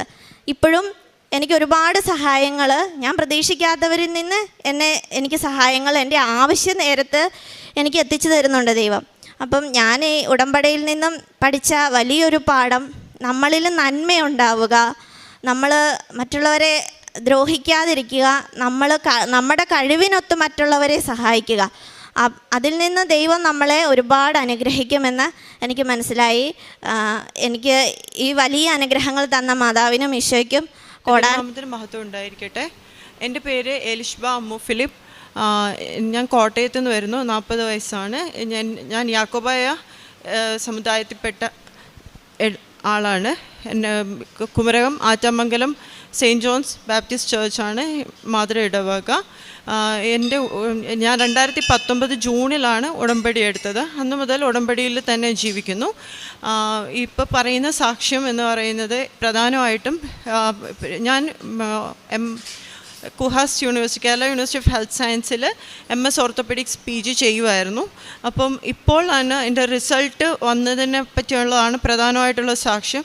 എക്സാം നല്ല ബുദ്ധിമുട്ടായിരുന്നു. നല്ല ബുദ്ധിമുട്ടെന്ന് പറയുന്നത് എഴുതുമ്പോൾ നമുക്കറിയാം അത് എത്ര ഒരു ഏകദേശം മാർക്ക് കിട്ടുമെന്നുള്ളത്. അപ്പോൾ അതിൽ ഒരു പാസിംഗ് സ്കോറിലേക്ക് വരാൻ നല്ല ബുദ്ധിമുട്ടാണെന്നുള്ളത് തോന്നിയിട്ടുണ്ടായിരുന്നു. അപ്പോൾ റിസൾട്ട് വന്നിട്ടുണ്ടെന്നുള്ളത് ഇതിൽ അപ്ഡേഷൻ വന്നു. പക്ഷെ എനിക്കത് നോക്കാൻ അത്രയ്ക്കൊരു മനസ്സുറപ്പ് കിട്ടിയില്ല. അപ്പോൾ അത് കഴിഞ്ഞപ്പോൾ ഞാൻ വചനം എടുത്ത് നോക്കി, ഇപ്പോൾ ഇത് നോക്കണോ, പ്രാർത്ഥിച്ചിട്ട് നോക്കണോ, അതോ ഇവിടെ വന്ന് ബ്ലെസ്സിങ് വാങ്ങിക്കണോയെന്ന്. കൃപാസനത്തിൽ വന്ന് എന്താണെങ്കിലും ഓപ്പൺ ചെയ്യുന്നുള്ളൂ റിസൾട്ടെന്ന് ഞാൻ തീരുമാനിച്ചായിരുന്നു. അപ്പോൾ എനിക്ക് കിട്ടിയ വചനം ഇശയ്യാ 22:22, ഞാൻ ദാവീദ് ഭവനത്തിൻ്റെ താക്കോൽ അവൻ്റെ ചുമലിൽ വെച്ച് കൊടുക്കുന്നു, അവൻ കെട്ടുന്നത് വേറെ ആർക്കും അഴിക്കാൻ സാധിക്കില്ല, അവൻ അഴിക്കുന്നത് വേറെ ആർക്കും പൂട്ടുവാനും സാധിക്കില്ല എന്നുള്ള. അപ്പോൾ എനിക്കത് പുരോഹിതനെ പറ്റി എന്നുള്ള രീതിയിലാണ് എനിക്ക് മനസ്സിൽ കിട്ടിയ ബോധ്യം. അപ്പോൾ ഞാൻ അച്ഛൻ്റെ പ്രെയർ മേടിച്ചിട്ടേ തുറക്കുന്നുള്ളൂ എന്നുള്ളത് വിചാരിച്ചു. അപ്പോൾ ഈ വ്യാഴാഴ്ച അച്ഛനില്ല, അതുകൊണ്ട് ഇന്നിവിടെ വന്ന് ബ്ലെസ്സിങ് വാങ്ങിയതിന് ശേഷം ഇത് അച്ഛനെ കൊണ്ട് വാഴ്ത്തിയതിന് ശേഷം മാത്രം നോക്കാമെന്ന് വിചാരിച്ചിരിക്കുകയായിരുന്നു ഹാൾ ടിക്കറ്റ്. അപ്പോൾ അച്ഛനവിടെ വെച്ച് കഴിഞ്ഞാൽ പിന്നെയും വന്ന് ഒന്നുകൂടെ അത് നോക്കിയിട്ട്, നേരത്തെ ഇങ്ങനെ അച്ഛൻ്റെ ബ്ലെസ്സിങ് വാങ്ങിച്ചിട്ടുള്ളതുകൊണ്ട് ഏതൊരു പോസിറ്റീവായിട്ടാണോ അച്ഛനവിടെ നിൽക്കുന്നത്. അപ്പോൾ എനിക്ക് മനസ്സിലത് പാസ്സാവാനുള്ള മാർക്ക് കിട്ടാനുള്ളതില്ല, അച്ഛൻ പിന്നെ അത് പ്രാർത്ഥിക്കുന്ന പോലെ തന്നെയാണ് തോന്നി. അപ്പോൾ അത് കഴിഞ്ഞിട്ട് തലയിൽ തട്ടിയിട്ട് പറഞ്ഞു സാക്ഷ്യം പറയണമെന്ന് പറഞ്ഞു. അപ്പം ഇവിടെ ഇരുന്ന് ഞാനിവിടെ ആൾത്താരയിൽ അമ്മയുടെ മുന്നിൽ വെച്ചാണ് എന്തെങ്കിലും പോരായ്മകളുണ്ടെങ്കിൽ അമ്മ അത് പരിഹരിച്ചു വേണം, ബാക്കിയുള്ളതിലും അമ്മയുടെ ഞാൻ ഉടമ്പടിയിൽ തന്നെയാണ് ജീവിക്കാൻ ഉറച്ചിരിക്കുന്നതെന്നുള്ള ആ വാഗ്ദാനത്തിൽ എൻ്റെ ഭാഗം ഒന്നുകൂടെ ഈ വിശുദ്ധ മണ്ണിൽ വെച്ച് മുന്നിൽ ഈശോയുടെ അൾത്താരയുടെ മുന്നിൽ വെച്ച് ഒന്നുകൂടെ ഞാൻ എൻ്റെ ഉടമ്പടി മനസ്സുകൊണ്ട് പുതുക്കിയതിന് ശേഷമാണ് റിസൾട്ട് നോക്കിയത്. കർത്താവിൻ്റെ കൃപ കൊണ്ട് മാത്രം എനിക്ക് പാസ് മാർക്ക് കിട്ടി എന്നുള്ള, പാസ് മാർക്കല്ല, ഞാനത് പാസ് ഏറ്റവും ഭയപ്പെട്ടിരുന്ന വിഷയത്തിനാണ് മാർക്ക് എനിക്ക് ഈസി എന്ന് വിചാരിച്ചിട്ടുള്ളതിനേക്കാളും കിട്ടിയിട്ടുള്ളത്. അപ്പോൾ പ്രാക്ടിക്കലിൻ്റെ ഇത് വന്നപ്പോൾ ഇവിടെ ഇപ്പം ഒരാൾ മാത്രമേ, ഞങ്ങൾ മെറ്റേണിറ്റിയിൽ പോയവരായിട്ട് 3 പേരൊക്കെ ആയിരുന്നു ആകെ ഞങ്ങളുടെ ബാച്ചിൽ പിന്നെ എക്സാം എഴുതാനുണ്ടായിരുന്നത്. ഇത്രയല്ല. അപ്പോൾ എനിക്കതിപ്പം മെയിലാണ് ഞാൻ ജോയിൻ ചെയ്തത്. അപ്പോൾ ജാനുവരിയിൽ എക്സാം എഴുതാനുള്ള അറ്റൻഡൻസ് ഇല്ലായിരുന്നു, മറ്റുള്ള കുട്ടികൾക്ക് ജാനുവരിയിലാണ് വന്നത്. അപ്പോൾ ഞങ്ങൾ 3 പേരും മാത്രമായി. അപ്പോൾ എക്സാം സെൻറ്റർ എന്ത് ചെയ്തെന്നാൽ അവിടെ കിട്ടത്തില്ല, കോഴിക്കോട് മെഡിക്കൽ കോളേജിൽ പോയി എഴുതേണ്ടി വരുമെന്ന് പറഞ്ഞാൽ, ഞാൻ കോഴിക്കോട് നിന്ന് KMCT കോഴിക്കോട് എന്നുള്ള ഡിസ്ട്രിക്റ്റ് ആണെങ്കിലും അവിടുന്ന് ഒരു 25 കിലോമീറ്ററോളം ഉണ്ട്. അപ്പോൾ രാവിലെ 9 മണിക്ക് നമ്മൾ റിപ്പോർട്ട് ചെയ്യണം. അപ്പോൾ കാലിക്കറ്റ് മെഡിക്കൽ കോളേജിൽ 9-ന് റിപ്പോർട്ട് ചെയ്യണമെങ്കിൽ എനിക്ക് രാവിലെ വിശുദ്ധ കുർബാനയ്ക്ക് പങ്കെടുക്കാൻ സാധിക്കില്ല. ഞാൻ എല്ലാ ദിവസവും എനിക്ക് വിശുദ്ധ കുർബാന, ഞാനിപ്പോൾ എവിടെയെങ്കിലും ഒരു യാത്ര ചെയ്യുവാണെങ്കിലും വിശുദ്ധ കുർബാനയ്ക്ക് രാവിലെയോ വൈകുന്നേരമോ വിശുദ്ധ ബലിയിൽ പങ്കെടുത്ത് സ്വീകരിക്കാൻ സാധിക്കുന്ന ഇടവക ഉണ്ടോ എന്ന് നോക്കിയിട്ടേ ഉള്ളൂ കഴിവതും യാത്ര ചെയ്യത്തുള്ളൂ. അപ്പം അത് അവിടുന്ന് ഈ 9-ന് റിപ്പോർട്ട് ചെയ്യണമെങ്കിൽ എന്താണെങ്കിലും വിശുദ്ധ കുർബാന സംബന്ധിക്കാൻ പറ്റില്ല എന്നുള്ള അവസ്ഥ വന്നു. അപ്പോൾ ഒരിക്കലും കിട്ടില്ല ഞങ്ങളുടെ കോളേജിൽ നിന്ന് വരെ പറഞ്ഞു. പക്ഷേ ഞങ്ങൾക്ക് 3 പേർക്ക് മാത്രമേ സെൻറ്റർ കോളേജിൽ തന്നെ കിട്ടി. അപ്പോൾ വിശുദ്ധ ബലിയിൽ പങ്കെടുത്തതിന് ശേഷം വന്ന് കുർബാനയിൽ എക്സാമിന് കയറാമെന്നുള്ള വന്നു. അപ്പോൾ എക്സാമിന് കയറുന്നതിന് മുമ്പ് ഹാളിൻ്റെ വാതിക്കലപ്പോഴും നിന്ന് പ്രാർത്ഥിക്കുമ്പോൾ ഉപ്പ് അവിടെ വെഞ്ചരിച്ച ഉപ്പ് വിശ്വാസപ്രമാണം ചൊല്ലി ഇട്ടതിന് ശേഷം മാത്രമാണ് കയറിയത്. ആദ്യം അപ്പോൾ എക്സാമിനുള്ള നമുക്ക് നമ്മുടെ കാശ് രൂപ ഒന്നും കയറ്റാൻ പറ്റില്ലാത്തതുകൊണ്ട് ആദ്യം ഞാൻ PG എഴുതിയ സമയം മുതലുള്ളതിനാണ്. അപ്പോൾ ഞാനിതിന് നമുക്ക് എക്സാമിന് ഇതിനെ അപ്ലോഡ് ചെയ്യാൻ വേണ്ടിയുള്ള ഫോട്ടോ സ്റ്റുഡിയോയിൽ എടുക്കാൻ പോകുമ്പോൾ കാശ് രൂപയുള്ള ലോക്കറ്റ് ഞാൻ അങ്ങനെ എപ്പോഴും ഇട്ടുകൊണ്ട് നടക്കില്ല, അല്ലാത്ത കാശ് രൂപ ഇടത്തുള്ളൂ. ബ്ലസ് ചെയ്ത് കിട്ടിയ ഉടമ്പടി കാശ് രൂപ ഞാൻ അങ്ങനെ ദേഹത്ത് ധരിച്ചുകൊണ്ട് നടക്കാറില്ല. അപ്പോൾ അത് ഞാൻ കഴുത്തിലേക്ക് മാലയിൽ കൊലുത്തിയിട്ട് കഴുത്തിലേക്ക് ചേർത്ത് ലോക്കറ്റ് പോലെ കാണുന്ന രീതിയിൽ ഇട്ടിട്ടാണ് ഞാൻ ഫോട്ടോ എടുത്തത്. അപ്പോൾ ഫോട്ടോയിൽ ആ കാശ് രൂപ ഉണ്ട്. അത് ഞാൻ വിചാരിച്ചത് കാശ് രൂപ ഇനി എക്സാമിന് കയറ്റാൻ പറ്റിയില്ലെങ്കിലും നമ്മൾക്ക് കയറ്റുന്ന ഹാൾ ടിക്കറ്റിൽ ഫോട്ടോ പതിച്ച ഹാൾ ടിക്കറ്റിൽ അമ്മയുടെ പ്രസൻസ് ഉണ്ട്. എനിക്കത് ആ ഒരു ഉറപ്പിൽ ആ ഫോട്ടോ വെച്ചിട്ടാണ് ഞാൻ എക്സാംസിൻ്റെ ഫുള്ളും എഴുതിയത്. കാര്യം എനിക്ക് 40 വയസ്സുണ്ട്, 15-10 വയസ്സെങ്കിലും താഴെയുള്ള കുട്ടികളുടെ കൂട്ടത്തിലാണ് എല്ലാ കാര്യങ്ങളും ചെയ്യുന്നത്. അപ്പം എനിക്ക് അവരുടെ ഒപ്പം പഠിച്ചെത്താനോ ഒന്നിനും എല്ലാ കാര്യത്തിലും പുറകിലാവും എന്നുള്ളത് നന്നായിട്ട് അറിയാം. അപ്പോൾ കർത്താവ് മാത്രമാണ് എൻ്റെ പേരിൽ, ഞാൻ അമ്മയുടെ കൊടുത്തിട്ട് മാത്രമാണ് ഓരോ കാര്യത്തിലും ചെയ്തിട്ടുള്ളത്. അപ്പോൾ അത് എക്സാമിൻ്റെ കാര്യം ഇപ്പോൾ ഇവിടെയുള്ളതിൻ്റെ പറഞ്ഞു. അത് കഴിഞ്ഞ് വേറെ ഇങ്ങനെ കുറേ ഇഷ്യൂസ് ഇങ്ങനെ ഓരോന്നിനും വന്നിട്ടുള്ളൂ. അപ്പോൾ ഹോസ്റ്റലിൽ നിന്ന് മാറണം എന്നുള്ളൊരു, ഞാൻ നായ്ക്കൾക്കൊക്കെ ഫുഡ് കൊടുക്കാറുണ്ട്. അപ്പോൾ അതുകൊണ്ട് പ്രശ്നമുണ്ടെന്നൊക്കെ ഉള്ള രീതിയിൽ അപ്പം മാറണം എന്ന് പറയാൻ പ്രിൻസിപ്പാളും തുടർന്നുള്ള ഹയർ ഒഫീഷ്യൽസ് എല്ലാവരും വിളിക്കുന്ന സമയത്തും എൻ്റെ കൂട്ടത്തിൽ അമ്മ മാത്രമേ ഉണ്ടെന്നുള്ള ഒരു ധൈര്യത്തിലാണ് പോകുന്നത്. അവിടെ എന്താ സംഭവിക്കുന്നതെന്നുള്ള അറിയില്ല. സംസാരിച്ചതിൻ്റെയൊക്കെ കഴിയുമ്പോൾ എല്ലാത്തിലും അവിടെ നിൽക്കാം എന്നുള്ള അവസ്ഥയിൽ വന്നിട്ടുണ്ട്. വേറെ ആൾക്കാരുമായിട്ടുള്ള പ്രശ്നം വന്നപ്പോൾ ഇത് ഉടമ്പടിയിലായതുകൊണ്ട് മാത്രം കിട്ടിയിട്ടുള്ളൊരു കൃപയായിട്ട് എനിക്ക് നേരത്തെ എന്ന് പറഞ്ഞാൽ ആരോടെങ്കിലും പ്രശ്നമുണ്ട് എനിക്ക് അവരോട് ദേഷ്യമോ വൈരാഗ്യമൊക്കെ തോന്നും. പക്ഷേ ഈ ഗ്രഡ്ജ് എന്ന് പറയുന്ന ഒരു കാര്യം പോയിട്ട് ഇവർക്ക് വേണ്ടി സമാധാനത്തോടെ സന്തോഷത്തോടെയും പ്രാർത്ഥിക്കാനുള്ള ആ ഒരു ഗ്രേസ്, അത് കർത്താവ് ഉടമ്പടിയിൽ അമ്മ വഴി നേടിത്തന്നെന്നുള്ളത് മാത്രമേ എനിക്ക് നമ്മളെപ്പറ്റി നേരത്തെ അറിയാമല്ലോ, അതുകൊണ്ട് എനിക്കറിയാം. അപ്പോൾ അത് കഴിഞ്ഞിട്ട് പ്രശ്നം ഉണ്ടാക്കിയിട്ടുള്ളവർക്ക് അവിടുന്ന് അവരങ്ങ് മാറി എന്നുള്ള ഇതുപോലെയുള്ളത് വന്നത്. അപ്പോൾ ഞങ്ങൾ യാക്കോബക്കാർക്ക് ഇങ്ങനെ ഈ ഇതിടുന്ന ഇതൊന്നുമില്ല, നമ്മൾ വെന്തിങ്ങ അല്ലെങ്കിൽ ഈ ഉത്തരീയം ധരിക്കുന്ന ഇതില്ല. പക്ഷെ അത് ഞാൻ ഇവിടുന്ന് പിന്നെ അത് കഴിഞ്ഞപ്പോൾ ഒരു വിശ്വാസത്തിൻ്റെ പുറത്ത് ധരിച്ചതാണ്. അപ്പോൾ ഈ അമ്മയുടെ ഒരു പ്രൊട്ടക്ഷൻ എന്ന് പറയുന്നതാണ് എനിക്ക് ഓരോരുത്തർക്കും തോന്നിയിട്ടുള്ളത്. ശാരീരികമായിട്ട് ഉപദ്രവിക്കുന്ന രീതിയിലോ അല്ലാത്ത രീതിയിലോ എന്തെങ്കിലും പ്രശ്നം വന്നിട്ടുണ്ടെങ്കിൽ അമ്മയാണ് പൊതിഞ്ഞു പിടിച്ച് നിർത്തുന്ന പോലെ തോന്നിയിട്ടുള്ളത്. പിന്നെ ഇതിൽ നേരത്തെ ഉള്ളൊരു കാര്യം കൂടെ പ്രധാനമായിട്ടുള്ളത് പറയുന്നതെന്ന് വെച്ചാൽ, എൻട്രൻസിൻ്റെ ഇത് വന്നപ്പോൾ ഞാൻ ഇവിടെ എഴുതണം, ഇവിടെ കയറണം എന്നൊന്നും എനിക്കൊരു ഉറപ്പില്ല. അത് 10-12 വർഷത്തെ ഗ്യാപ്പാണ് കിടക്കുന്നത്. അപ്പോൾ വെറുതെ എക്സാം എഴുതിയാണ്, പക്ഷെ അതിനും കയറണം എന്നൊന്നുമുള്ളൊരു ഇതില്ല. അങ്ങോട്ടും ഇങ്ങോട്ടും ഒരു ചാഞ്ചാട്ടാണ്. US-ലെത്തിൻ്റെ തന്നെ തുടരണോ എന്നൊക്കെ ഉള്ളത്. ഞാൻ 2009 പാസ്സായത്. അപ്പോൾ 2021 എക്സാം വെറുതെ ഏതായാലും വീട്ടിൽ നിൽക്കുമല്ലോ എന്നുള്ള രീതിയിൽ എഴുതി. ഞാൻ ഇതിനകത്ത് വലിയ സീരിയസ്നെസ് ഒന്നും കൊടുത്തിട്ടില്ലായിരുന്നു, PGക്കുള്ള നീറ്റ് എക്സാം. അപ്പോൾ അത് കഴിഞ്ഞിട്ട് 21 അവസാനം അമ്മ എൻ്റെ ഹോൾ ടിക്കറ്റും കൊണ്ട്, പരീക്ഷ സെപ്റ്റംബറിൽ ഓഗസ്റ്റിൽ എപ്പോഴും കഴിഞ്ഞാണ്, ഇവിടെ വന്ന് അച്ഛനെ കൊണ്ട് പ്രാർത്ഥിപ്പിച്ചിട്ടുണ്ടായിരുന്നു. അച്ഛൻ അത് അമ്മയുടെ അടുത്ത് കൊണ്ടുവന്ന് മുട്ടിച്ച് പ്രാർത്ഥിച്ചു എന്ന് പറഞ്ഞു. ഞാനത് കഴിഞ്ഞ് 2022 അച്ഛനെ ഏപ്രിലിൽ ഇങ്ങനെ കണ്ടിട്ട് ഞാനെപ്പോഴും അച്ഛനോടൊരു അച്ഛൻ എനിക്ക് ഇവിടെ പഠിക്കണോ തുറന്ന് US പഠിക്കണമെന്ന് എനിക്ക് കൺഫ്യൂഷനാണ്, എനിക്ക് ഉറപ്പില്ല എന്നൊക്കെ പറഞ്ഞപ്പോൾ അച്ഛൻ ഇതുകൊണ്ട് ആൾക്കാരെ പോയി അമ്മയുടെ അടുത്ത് പ്രാർത്ഥിച്ചിട്ട് തിരിച്ചു വന്ന് ഇങ്ങനെ ഒറ്റ സെൻറ്റൻസാണ് പറഞ്ഞത്, അമ്മ ഇവൾക്ക് ഇവിടെ ജീവിതം ശരിയാക്കാൻ വേണ്ടിയുള്ള കാര്യം അമ്മ ചെയ്തു കൊടുക്കണം പറഞ്ഞ് കൈ ഇങ്ങനെ കാണിച്ച് വിട്ടു.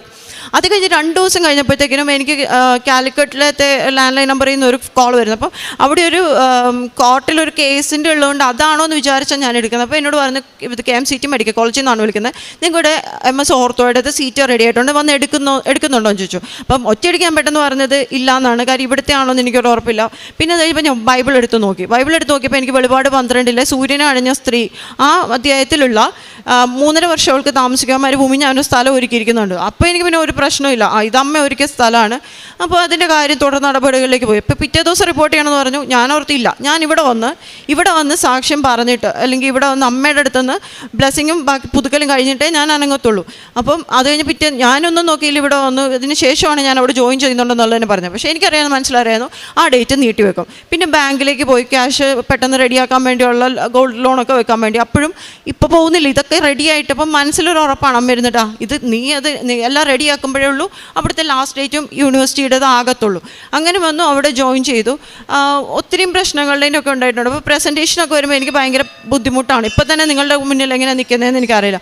അപ്പോൾ ഞാൻ പ്രസൻറ്റേഷന് എനിക്കൊരു കുറച്ചെങ്കിലും ഞാനൊരു മനസ്സൊരുക്കത്തോടെ ആണെങ്കിൽ ഞാൻ എനിക്ക് കയറുന്നതിന് മുമ്പ് അവിടെ വിശ്വാസ പ്രമാണം ചൊല്ലി ഉപ്പിട്ടിട്ട് പോകും. അപ്പോൾ അമ്മയോട് ഞാൻ പറയും, അമ്മ ഇവിടെ വന്ന് നിൽക്കണം. അപ്പോൾ നിൽക്കുമ്പോഴും പറയുമ്പോഴും പേടിയാണ്, എന്നാ പറയുന്നതെന്ന് പോലും എനിക്കൊരു അറിയത്തില്ലാത്ത രീതിയിലാണ് നമുക്ക് ഈ ടോപ്പിക് പ്രസൻറ്റേഷന് നിൽക്കുന്നത്. അപ്പോൾ ടോട്ടലി എൻ്റെ കയ്യിൽ നിന്ന് പോയിട്ടുള്ള പോലത്തെയുള്ള അതിൻ്റെ അല്ല, അത് ഈ പറയുന്നത് എന്താണെന്ന് എനിക്ക് വലിയൊരു ബോധമില്ലാതെ നിൽക്കുന്ന സമയത്തിൽ HOD അന്നുണ്ടായിരുന്ന ഉമർ പറയൽ സാർ, അദ്ദേഹം മരിച്ചുപോയി. പക്ഷെ അദ്ദേഹം ഉണ്ടായിരുന്നപ്പോൾ സാറ് പതിഞ്ഞു വെച്ചാൽ സംസാരിക്കും. അപ്പോൾ സാറ് എല്ലാം പറഞ്ഞു വെരി ഗുഡ് എന്ന്. അപ്പോൾ ഞാൻ ഞെട്ടിപ്പോയി, ഞാനത് എനിക്ക് തന്നെ എന്നറിയില്ല. പക്ഷേ അമ്മയെ ഏൽപ്പിച്ചിട്ട് പോയപ്പോൾ അങ്ങനെ സാറ് നല്ലതെന്ന് പറഞ്ഞിട്ടുള്ള ഇത് ഉണ്ടായിട്ടുണ്ട് പ്രസൻറ്റേഷൻസ്.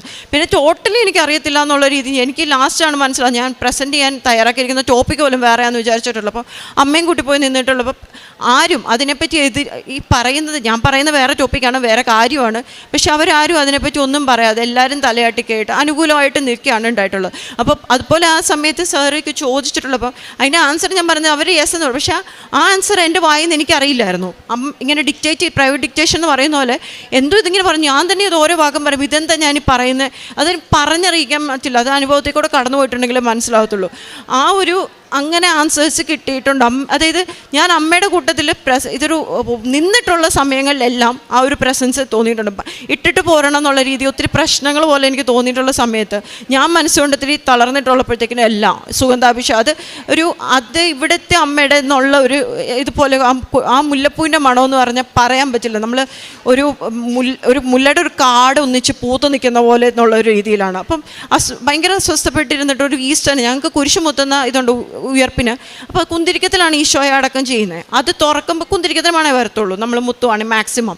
പക്ഷേ എനിക്ക് അവിടെ ഇങ്ങനെ മുത്തിയൊരു അസ്വസ്ഥപ്പെട്ടിരുന്ന ഒരു വർഷത്തിൽ ഉടമ്പടിയിലായിരുന്നപ്പോൾ നല്ല ശക്തമായ കുടമുല്ലപ്പൂവിൻ്റെ മണമാണ് വന്നിട്ടുള്ളത്. ഉടമ്പടി നേർച്ച വസ്തുക്കൾ ഉപയോഗിച്ചിട്ട് അനേകം സൗഖ്യങ്ങൾ ഉണ്ടായിട്ടുണ്ട്. ഈവൻ രോഗികളുടെ ഒക്കെ പോലും അടുത്ത്. അതിപ്പോൾ ആൾക്കാരില്ലാത്തതുകൊണ്ട് നമുക്ക് പറയാൻ പറ്റത്തില്ല. എൻ്റെ വളർത്തു മൃഗങ്ങളുടേത് മരിച്ചു പോകുന്നൊക്കെ ഉള്ള പോലെ അവസ്ഥയിൽ നിന്നും രക്ഷപ്പെട്ട് വന്നിട്ടുള്ള പോലത്തെ ഒത്തിരിയുണ്ട്. ഏത് തടസ്സങ്ങളുള്ളപ്പോഴൊന്നും മനസ്സിരുത്തി ഒന്ന് പ്രാർത്ഥിച്ചിട്ട് വിശ്വാസപ്രമാണം ചൊല്ലി ഉപ്പിട്ടിട്ട് അവിടെ കയറുമ്പോഴത്തേക്കിനും അമ്മയാണ് അവിടെ വന്ന് കൂടെ നിൽക്കുന്നത്. അതായത് ഫയൽ അമ്മ ഏറ്റെടുത്ത് കഴിഞ്ഞിട്ടുണ്ടെങ്കിൽ അത് നമ്മൾ ഇട്ടിട്ട് പോയാലും മറ്റേ അമ്മയുടെ കയ്യിലിരിക്കുന്ന പോലത്തെയാണ് അനുഭവപ്പെട്ടിട്ടുള്ളത്. മിഷണറി അങ്ങനത്തെ ഒരു പ്രവർത്തനം പ്രധാനമായിട്ട് ആദ്യമെങ്കിൽ പത്രത്തിൻ്റെ കോട്ടയത്തായിരുന്ന സമയത്തൊക്കെ ഇതെന്തിനാണെന്നൊക്കെയുള്ള രീതി ഉടമ്പടിയുടെ തുടക്ക സമയത്ത് അപ്പം വേറെ ആൾക്കാരിൽ നിന്ന് നോക്കിയിട്ട് ഒത്തിരി ഒരു നെഗറ്റീവ് പോലെ തോന്നിയിട്ടുണ്ട്. അപ്പോൾ എനിക്കിത് ഉറപ്പാണോ എന്നുള്ള അറിയില്ല. പക്ഷെ ഒന്ന് അതിൻ്റെ ഒരു ഇത് കിട്ടിക്കഴിഞ്ഞപ്പോൾ ഇപ്പോൾ കോട്ടയത്ത് ഇവിടെ ആൾക്കാർ റിസീവ് ചെയ്യാൻ ഭയങ്കര ബുദ്ധിമുട്ടാണ്. ഇവിടെ എല്ലാവർക്കും ഒത്തിരിയും പത്രം കിട്ടാറുണ്ട്, ഇതുമായിട്ട് ഒത്തിരി അടുത്തിട്ടുള്ളതായതുകൊണ്ട്. പക്ഷേ അപ്പോൾ എനിക്കിതൊന്ന് കൊടുക്കാനൊരു പറ്റുന്ന ഒരു തുറവി കിട്ടണം. മെഡിക്കൽ കോളേജിലൊന്നും അന്ന് ആരും വാങ്ങിക്കില്ല, അതവിടെ വെറുതെ ഇരിക്കലേ ഉള്ളൂ. അപ്പം ഇനി അവിടെ കൊണ്ടുപോയി കൊടുക്കുക, മെഡിക്കൽ കോളേജ് പറ്റില്ല, ബസ് സ്റ്റേഷൻ, റെയിൽവേയിലെല്ലാം ഞാൻ കൊടുക്കുമായിരുന്നു. പക്ഷെ എല്ലാവരും അവിടെ കൊടുക്കരുതെന്ന് പറഞ്ഞ് നമ്മുടെ പുറകിൽ ആൾക്കാർ വരും. അപ്പോഴാണ് എനിക്ക് കോഴിക്കോടെന്ന് പറഞ്ഞൊരിത് തുറന്നു കിട്ടുന്നത്. അതെന്ന് പറഞ്ഞാൽ അവിടുത്തെ ആൾക്കാർ ഭയങ്കര ഫ്രണ്ട്ലിയാണ്, വെൽക്കമിങ് ആണ്. അപ്പം അറിയാമല്ലോ, ഒത്തിരി എനിക്ക് പത്രം കൊടുക്കുന്നതിന് ഒരു ബുദ്ധിമുട്ട് പിടിച്ചു വാങ്ങിയാണ്. പോലീസുകാരും ഒക്കെ വന്നിട്ട് നമ്മുടെ കയ്യിൽ നിന്ന് വാങ്ങിയിട്ടു. അപ്പം ഞാൻ ഓർത്ത് ഇതെന്ന് പറയുന്നത് അത്ര ഈസി ആവുന്നതിലൊരു കാര്യമില്ലല്ലോ നമുക്ക്. അതായത് അറിയത്തില്ലാത്തവരുടെയും കൂടെ അടുത്തല്ലേ, വേറെ മതസ്ഥർ വാങ്ങിക്കുന്നുണ്ടെന്ന് പറഞ്ഞാലും ഈ മിഷണറീസിൻ്റെ എത്ര ബുദ്ധിമുട്ടാണെന്നൊരു അതൊന്ന് മനസ്സിലാകണം എന്നുള്ളൊരു ഇതിൻ്റെ വന്നു. അപ്പോൾ ഞാൻ ഓർത്തു ഈ അറിയത്തില്ലാത്ത രാജ്യങ്ങളിലേക്കൊക്കെ പോകുന്ന അല്ലെങ്കിൽ നോർത്ത് ഇന്ത്യയിലൊക്കെ പോകുന്നവർക്ക് എന്തൊരു ബുദ്ധിമുട്ടാണ് അതിൻ്റെ ഇതിൽ. അപ്പം ഞാൻ ഓർത്ത് നമ്മുടെ അവിടെ ഒത്തിരി ഹിന്ദി മാതൃഭാഷയായിട്ടുള്ള സഹോദരങ്ങൾ വരുമല്ലോ ജോലിക്കായിട്ടും പലപ്പോഴും ഞങ്ങളവിടെ ഒത്തിരി പേരെ കാണാറുണ്ട്.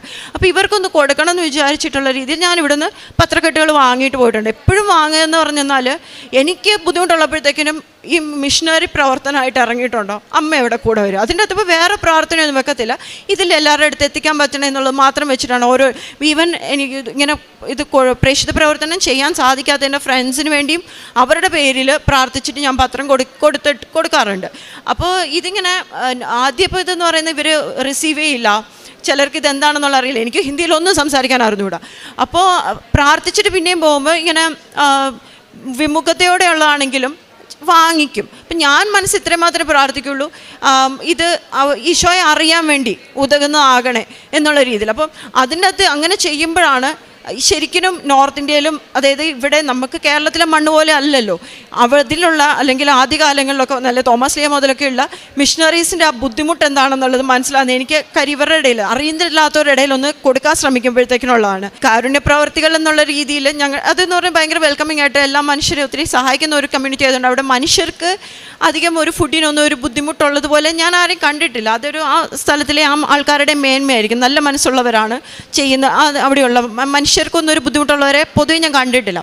അപ്പം ഞാൻ ചെയ്യുന്നത് കൂടുതലും സ്ട്രേ ഡോഗ്സിനാണ് ഫുഡ് കൊടുക്കാറുള്ളത്. അത് ശരിയാണോ തെറ്റാണോ എന്നറിയില്ല, എന്നാലും ഭക്ഷണത്തിന് വേണ്ടി ഇരിക്കുന്നവർക്ക് കൊടുക്കുന്നു എന്നുള്ളൊരു ചിന്തയോടെ മാത്രമാണ് കൊടുക്കുന്നത്. തുടർന്നും ഉടമ്പടി തന്നെ ജീവിക്കാനുള്ളതാണ്. അത് തീരുമാനവും ആഗ്രഹവും അതിന് കർത്താവ് ഇടവരുത്തട്ടെ എന്ന് പ്രാർത്ഥിച്ചുകൊണ്ട് നിർത്തുന്നു. ഒരു കാര്യം കൂടി പറയാൻ പറ്റുമോ, എക്സാമിന് നമ്മൾക്ക് സബ്മിറ്റ് ചെയ്യുന്ന സമയത്ത് ക്യാഷ് കുറച്ച് റെഡിയാക്കി വെക്കേണ്ട ആവശ്യമുണ്ടായിരുന്നു. അപ്പം നിപ്പിലെന്ന് പറയുമ്പോൾ അത്ര എടുക്കാൻ കാര്യം ഒത്തിരി പ്രശ്നങ്ങൾ കൊണ്ട് പറയുന്നൊരു തുക സ്വരുക്കൂട്ടാൻ ബുദ്ധിമുട്ടാണ്.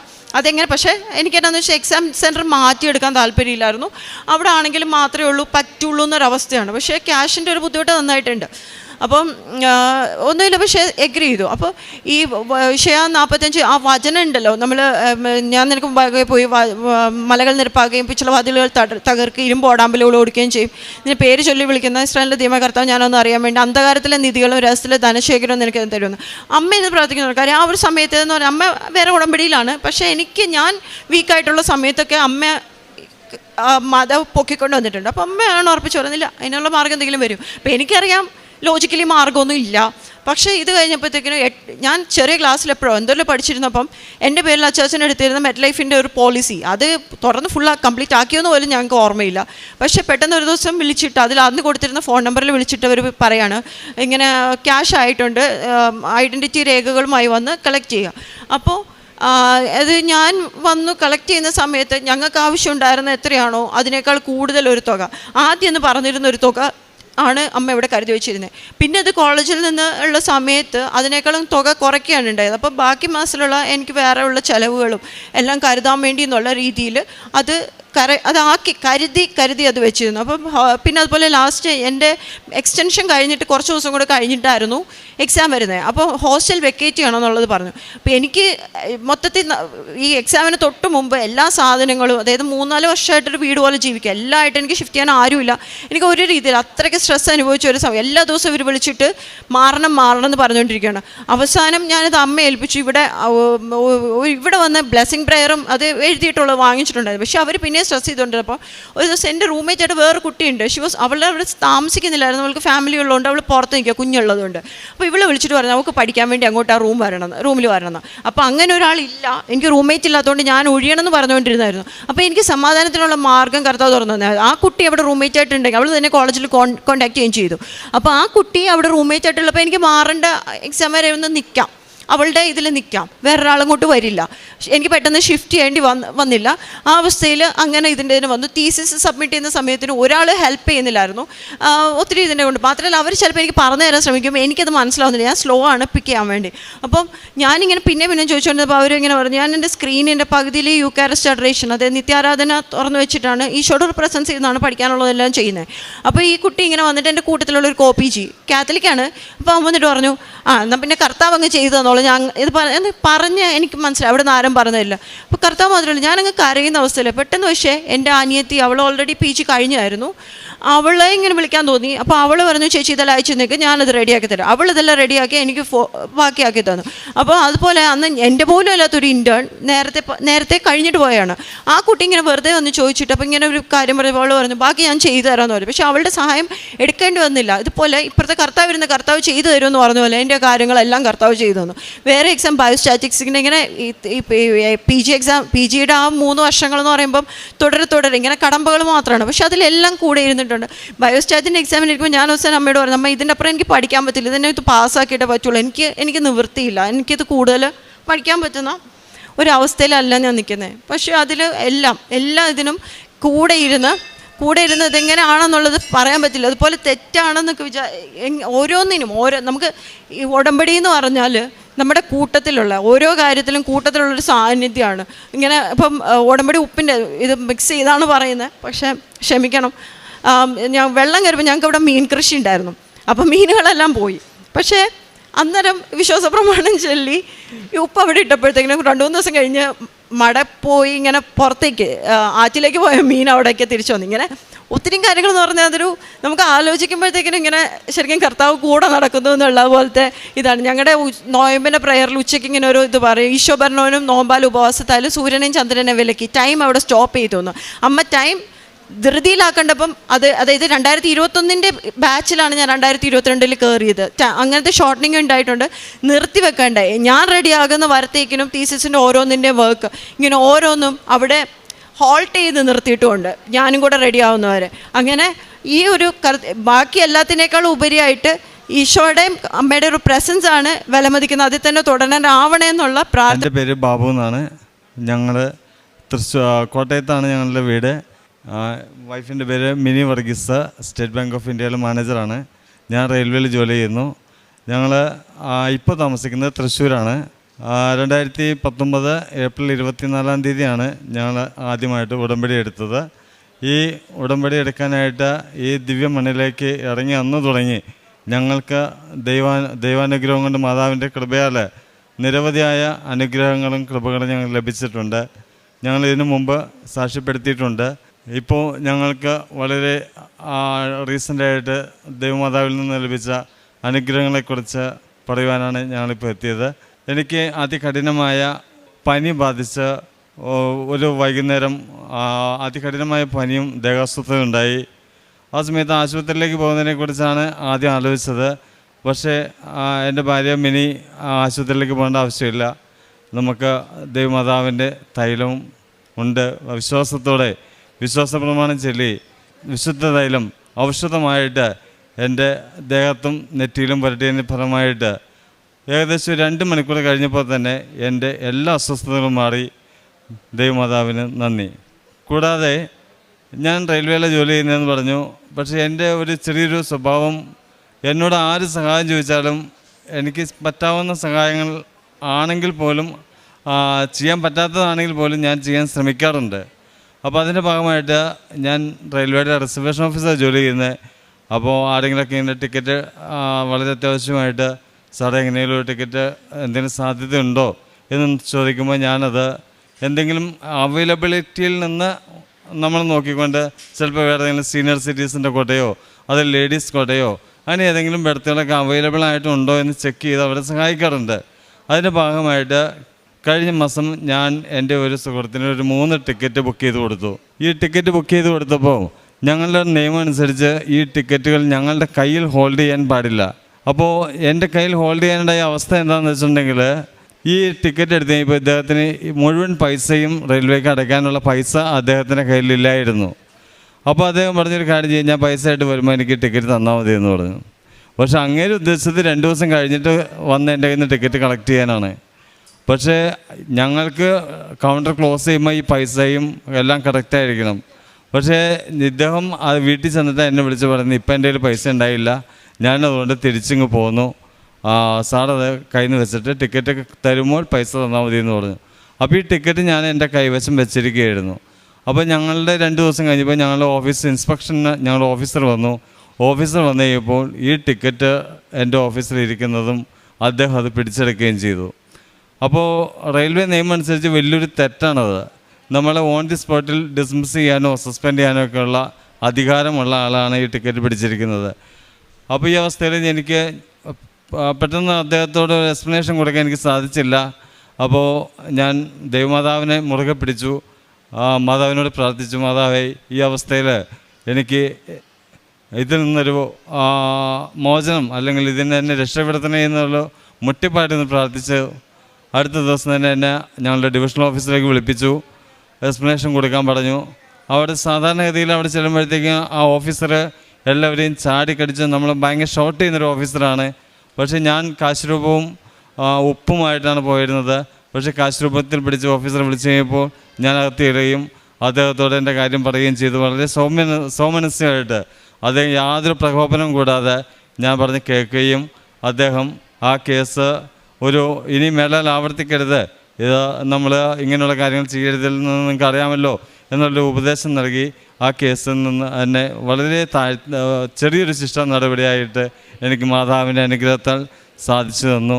അത് വലിയൊരു ദൈവാനുഗ്രഹമാണ്. മാതാവിനും ഈശോയ്ക്കും 1000 നന്ദി. കൂടാതെ ഞങ്ങൾ ഭവനമില്ലാതെ വേദനിക്കുന്ന ഒരു കുടുംബത്തെ സഹായിക്കണം എന്നൊരാഗ്രഹം ഞങ്ങൾക്കുണ്ടായിരുന്നു. ഞങ്ങൾ 2019 തുടങ്ങിയ ഉടമ്പടിയിലുള്ളവരായതുകൊണ്ടും പിന്നെ ഞങ്ങളിങ്ങനെ ചെറിയ കാരുണ്യ പ്രവൃത്തികൾ ചെയ്യാനായിട്ടുള്ള താല്പര്യവും കാണിക്കാറുണ്ട്. അപ്പോൾ അവർക്ക് പലപ്പോഴും അവർക്ക് മരുന്ന് മേടിക്കാൻ പൈസയില്ല, അതല്ലെങ്കിൽ ഇങ്ങനെ വാടക കൊടുക്കാൻ പൈസയില്ല എന്ന് കൂടുമ്പോൾ ഞങ്ങൾ കുറേ കാലമായിട്ട് അവർക്ക് വാടക ഞങ്ങൾ കൊടുത്തുകൊണ്ടിരുന്നത്. അപ്പോൾ ഇങ്ങനെ സ്ഥിരമായിട്ട് വാടക കൊടുക്കുന്നതുകൊണ്ട് ഞങ്ങൾ ആലോചിച്ചു ഇവർക്ക് സ്വന്തമായിട്ടൊരു ഭവനം വാങ്ങിച്ചു കൊടുക്കണമെന്ന് ഞങ്ങൾ ആഗ്രഹിച്ചു. അതിൻ്റെ ഫലമായിട്ട് ഞങ്ങളൊരു ചെറിയൊരു 3 സെൻറ്റ് സ്ഥലം വാങ്ങിക്കാൻ ഒരാൾക്ക് അഡ്വാൻസായിട്ട് 1 ലക്ഷം രൂപ കൊടുത്തു. ഈ 1 ലക്ഷം രൂപ കൊടുത്തു കഴിഞ്ഞപ്പോൾ 6 മാസം കഴിഞ്ഞിട്ട് ഞങ്ങൾക്ക് ആധാരവും നടക്കുന്നില്ല, സ്ഥലവും കിട്ടുന്നില്ല. ഈ അവസ്ഥയിൽ മാതാവിനോട് പ്രാർത്ഥിച്ചു, മാതാവേ ഈ പൈസയാണെങ്കിൽ ഞങ്ങൾക്ക് തിരിച്ചു കിട്ടാനുള്ള കൃപ തരണേ. അപ്പോൾ 1 ലക്ഷം രൂപ അത്രയും ചെറിയൊരു എമൗണ്ട് അല്ലല്ലോ. അപ്പോൾ തീർച്ചയായിട്ടും ഞങ്ങൾ മാതാവിനോട് അത് മുട്ടിപ്പായിട്ടൊന്ന് പ്രാർത്ഥിച്ചു. അതിൻ്റെ ഫലമായിട്ട് അതിൻ്റെ ഒരു 80,000 രൂപ ഞങ്ങൾക്ക് അദ്ദേഹം തിരിച്ചു തന്നു. ബാക്കി പൈസ കിട്ടിയില്ല. അത് കിട്ടുമെന്ന് തന്നെ മാതാവിൻ്റെ അനുഗ്രഹത്താൽ കിട്ടുമെന്ന് തന്നെ ഞങ്ങൾ ആശിക്കുന്നു. കൂടാതെ ഞങ്ങൾ ഈ കുടുംബത്തിന് വീട് വെച്ച് കൊടുക്കണമെന്നുള്ള ആഗ്രഹം ഞങ്ങൾക്കുണ്ടായിരുന്നു. അതനുസരിച്ച് ഞങ്ങൾ അന്വേഷിച്ചു. അവർക്ക് ഞാനും ഭാര്യയും എൻ്റെ 2 മക്കളും ജോലിയുള്ളവരാണ്. അപ്പോൾ അവരോടൊക്കെ ഞങ്ങൾ ആലോചിച്ചു നമുക്ക് കുടുംബത്തെ സഹായിക്കണം എന്ന് പറഞ്ഞപ്പോൾ എല്ലാവരും കൂടെ ഞങ്ങൾ ഒരു എമൗണ്ട് ഫിക്സ് ചെയ്തു. ഞങ്ങൾ തീരുമാനിച്ചത് ഒരു 8 ലക്ഷം രൂപയ്ക്ക് ഒതുങ്ങുന്ന രീതിയിലുള്ളൊരു വീട് പണിത് അല്ലെങ്കിൽ വാങ്ങിച്ചു കൊടുക്കണമെന്നാണ് ഞങ്ങൾ ആഗ്രഹിച്ചത്. അപ്പോൾ അത് വെച്ച് ഞങ്ങൾ മാതാവിനോട് നിയോഗത്തിൽ വെച്ച് പ്രാർത്ഥിച്ചു.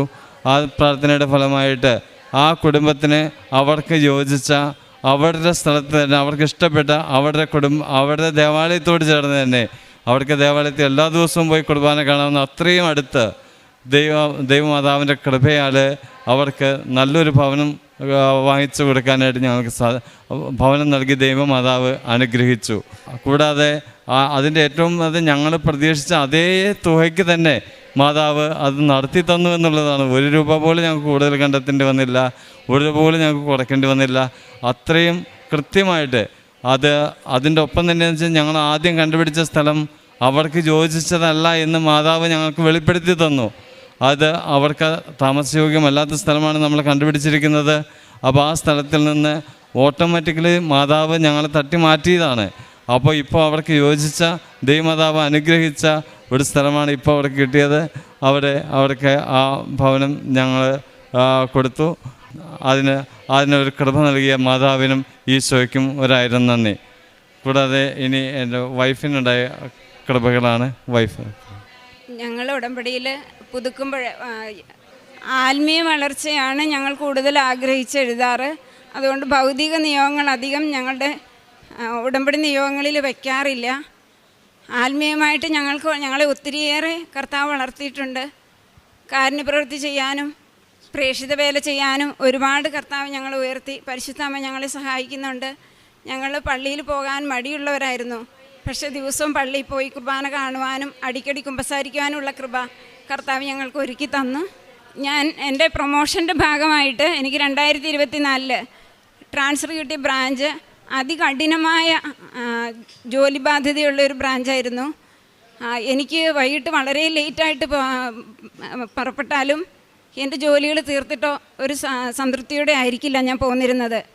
ഞാൻ ഓരോ ദിവസവും എണ്ണിയാണ് ബ്രാഞ്ചിൽ പോയിക്കൊണ്ടിരുന്നത്.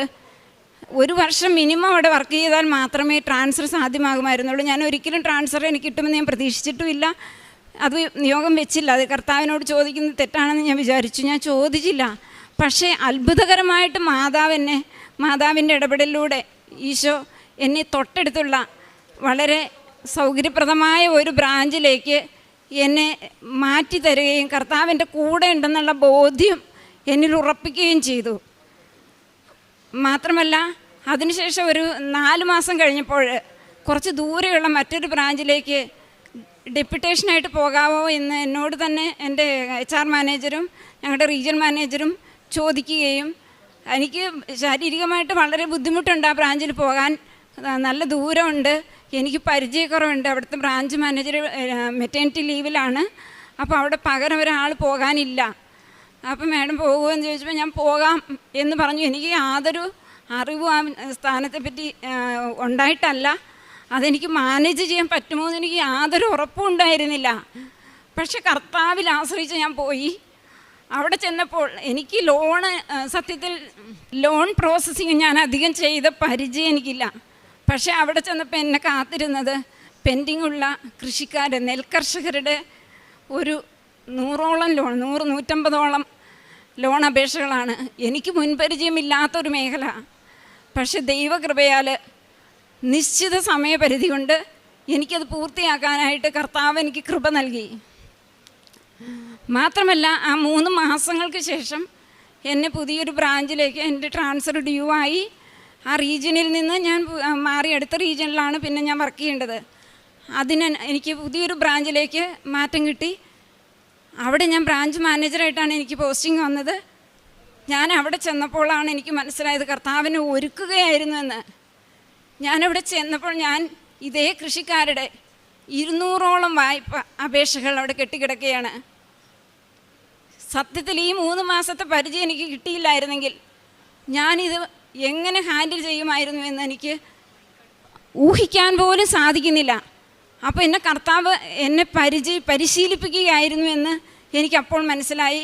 ദൈവകൃപയാൽ ആ അപേക്ഷകളുടെ 180-180ഓളം അപേക്ഷകൾ ഞങ്ങൾ പൂർത്തിയാക്കി കർഷകർക്ക് അധികം വൈകിക്കാതെ പൈസ കൊടുക്കാനും അവർക്കൊരാശ്വാസം കൊടുക്കുവാനും ഞങ്ങൾക്ക് സാധിച്ചു.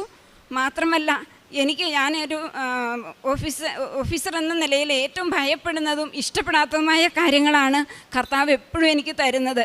പ്രത്യേകമായിട്ട് ഓഡിറ്റിംഗ് അതികഠിനമായിരിക്കും. രാത്രി 11 മണി വരെ നമുക്ക് പലപ്പോഴും ജോലി ചെയ്യേണ്ടി വരും. തുടർച്ചയായ 10ഓളം ദിവസം ഇങ്ങനെ തന്നെയായിരിക്കും അവസ്ഥ. അത് കഴിഞ്ഞ് അതിൻ്റെ കംപ്ലയിൻസ് വർക്ക്, ഇതെല്ലാം എന്നെ വല്ലാതെ ഭയപ്പെടുത്തുന്ന ജോലികളാണ്. പക്ഷേ എൻ്റെ പുതിയ ബ്രാഞ്ചിൽ ഞാൻ ചെന്നപ്പോൾ എന്നെ കാത്തിരുന്നത് ഇതേ ഓഡിറ്റിംഗ് ആയിരുന്നു. ഞാൻ ചെന്ന് 1-2 ആഴ്ച കഴിഞ്ഞപ്പോൾ കൃത്യം ഓഡിറ്റിംഗ് തുടങ്ങി. ദൈവകൃപയാൽ അതികഠിനമായിരുന്നു എനിക്ക് ആ സമയമെങ്കിലും അത് പൂർത്തിയാക്കാനായിട്ട് സാധിച്ചു. ഇപ്പോൾ അതിൻ്റെ കംപ്ലൈൻസ് കൊടുക്കാൻ ഇത് അതിനേക്കാൾ ഞാൻ ഭയപ്പെടുന്നതാണ്. പക്ഷെ കർത്താവ് എന്നെ ആ കഠിനമായ പരിശീലനത്തിലൂടെ എന്നെ കടത്തി വിട്ടുകൊണ്ടിരിക്കുകയാണ്. പക്ഷേ അതെന്നെ ആത്മീയമായിട്ട് നന്നായിട്ട് വളർത്തുന്നുണ്ട്. കർത്താവിലുള്ള ആശ്രയത്വം എന്നിൽ നന്നായിട്ട് വളർത്തുന്നുണ്ട്. അതിന് ഞാൻ കർത്താവിന് നന്ദി പറയുന്നു. പരിശുദ്ധ അമ്മ എന്നെ കർത്താവിലേക്ക് അടുപ്പിക്കാനായിട്ട് തരുന്നതാണിതെന്ന് എനിക്ക് നല്ല ബോധ്യമുണ്ട്. അതുപോലെ എൻ്റെ മക്കളെയും എൻ്റെ ജീവിത പങ്കാളിയെയും കർത്താവിലേക്ക് കൂടുതൽ അടുപ്പിക്കാനായിട്ട് ഞങ്ങളുടെ ഈ ഉടമ്പടി സഹായിക്കണമേ എന്ന് ഞാൻ കർത്താവിനോട് പരിശുദ്ധ അമ്മ വഴി അപേക്ഷിക്കുന്നു. ഞങ്ങളുടെ മക്കൾക്ക് സാക്ഷ്യങ്ങളുണ്ട്, അനുഗ്രഹങ്ങൾ കിട്ടിയിട്ടുണ്ട്. അവരെ കൂടെ കൊണ്ടുവരാൻ സാധിക്കാത്തത് കൊണ്ട് ഞങ്ങൾക്ക് സാക്ഷ്യങ്ങൾ ഇവിടെ പറയാൻ സാധിക്കില്ല. ഞങ്ങളുടെ കുടുംബത്തിലെ മക്കൾ മറ്റു മക്കളും ഞങ്ങൾ വഴി ഉടമ്പടിയിലേക്ക് വരാനിടയായിട്ടുണ്ട്. അവർക്ക് ധാരാളം അനുഗ്രഹങ്ങൾ കിട്ടിയിട്ടുണ്ട്. ഞാൻ ജോലി ചെയ്യുന്ന സ്ഥലത്ത് ആർക്കെന്തെങ്കിലും രോഗബുദ്ധിമുട്ട് പറഞ്ഞാൽ ഞാനൊരു അവരുടെ സൂപ്പർവൈസറാണെന്ന് ഓർക്കാതെ ഞാൻ അവർക്ക് മുന്നിൽ മുട്ടിൽ നിന്ന് അല്ലെങ്കിൽ അവർക്ക് വേണ്ടി പ്രാർത്ഥിച്ച് അവരുടെ രോഗാവസ്ഥയുള്ളടത്ത് വിശുദ്ധ തൈലം പരട്ടിക്കൊടുത്ത് പ്രാർത്ഥിക്കാറുണ്ട്. അവർക്ക് സൗഖ്യം കിട്ടുന്നത് ഞാൻ കണ്ടിട്ടുണ്ട് എൻ്റെ കണ്ണിൽ. പക്ഷേ സാക്ഷ്യപ്പെടുത്താൻ അവരെന്നോട് സാക്ഷ്യം പറയാത്തതുകൊണ്ട് എനിക്ക് സാധിക്കില്ല. മാത്രമല്ല അവരിവിടെ വരാൻ തയ്യാറാകാതെ ആ സാക്ഷ്യങ്ങളൊന്നും എനിക്ക് പറയാൻ നിവൃത്തിയില്ല. പക്ഷേ എനിക്ക് ഓരോ ദിവസവും എനിക്കറിയാം, ഞാൻ ഈ ഇവിടെ എൻ്റെ കസേരയിലിരിക്കുമ്പോൾ കർത്താവാണ് എൻ്റെ കസേരയിലിരിക്കുന്നത്. കർത്താവിൻ്റെ മുന്നിൽ വെറുമൊരു ദാസിയായി ഞാൻ നിൽക്കുകയാണ്. കർത്താവിനെ വഴി നടത്തണം. എൻ്റെ ബ്രാഞ്ചിനെ കർത്താവാണ് ഭരിക്കുന്നത്, കർത്താവാണ് ഞങ്ങൾ മുന്നോട്ട് കൊണ്ടുപോകുന്നുള്ള ബോധ്യത്തിൽ ഓരോ ദിവസവും ഞാൻ മുന്നോട്ട് പോകുന്നു. അതുപോലെ എൻ്റെ മുന്നിൽ വരുന്ന ഓരോ മനുഷ്യരിലും അവരുടെ സങ്കടങ്ങൾ കേൾക്കുമ്പോൾ ഈശോയെ കൊടുക്കാനൊരു മാർഗം എൻ്റെ മുന്നിൽ തെളിഞ്ഞു കിട്ടുന്നതായിട്ട് എനിക്ക് മനസ്സിലാവും. അവരിലേക്ക് ഞാൻ കൃപാസനത്തിലെ പത്രം എൻ്റെ കയ്യിലുണ്ട്, ഞാൻ പത്രം കൊടുക്കും. ഉറപ്പായിട്ടും പോയി ഉടമ്പടി എടുക്കണം, നിങ്ങളുടെ കടബാധ്യത മാറും. ഒരുപക്ഷെ നിങ്ങൾക്ക് ലോൺ തരാൻ എനിക്ക് സാധിച്ചില്ല എന്ന് വരാം. പക്ഷേ കർത്താവ് നിങ്ങളുടെ കടത്തിന് പരിഹാരം തരും, നിങ്ങളുടെ കുടുംബത്തിലെ വിഷയങ്ങൾക്ക് പരിഹാരം തരും.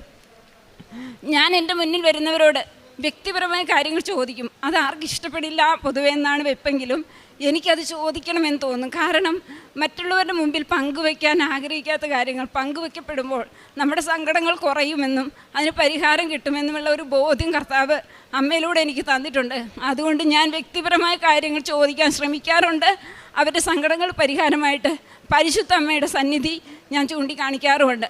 എനിക്ക് കർത്താവിന് കൊടുക്കാനുള്ളൊരു തീക്ഷ്ണത എനിക്കിപ്പോഴുണ്ട്.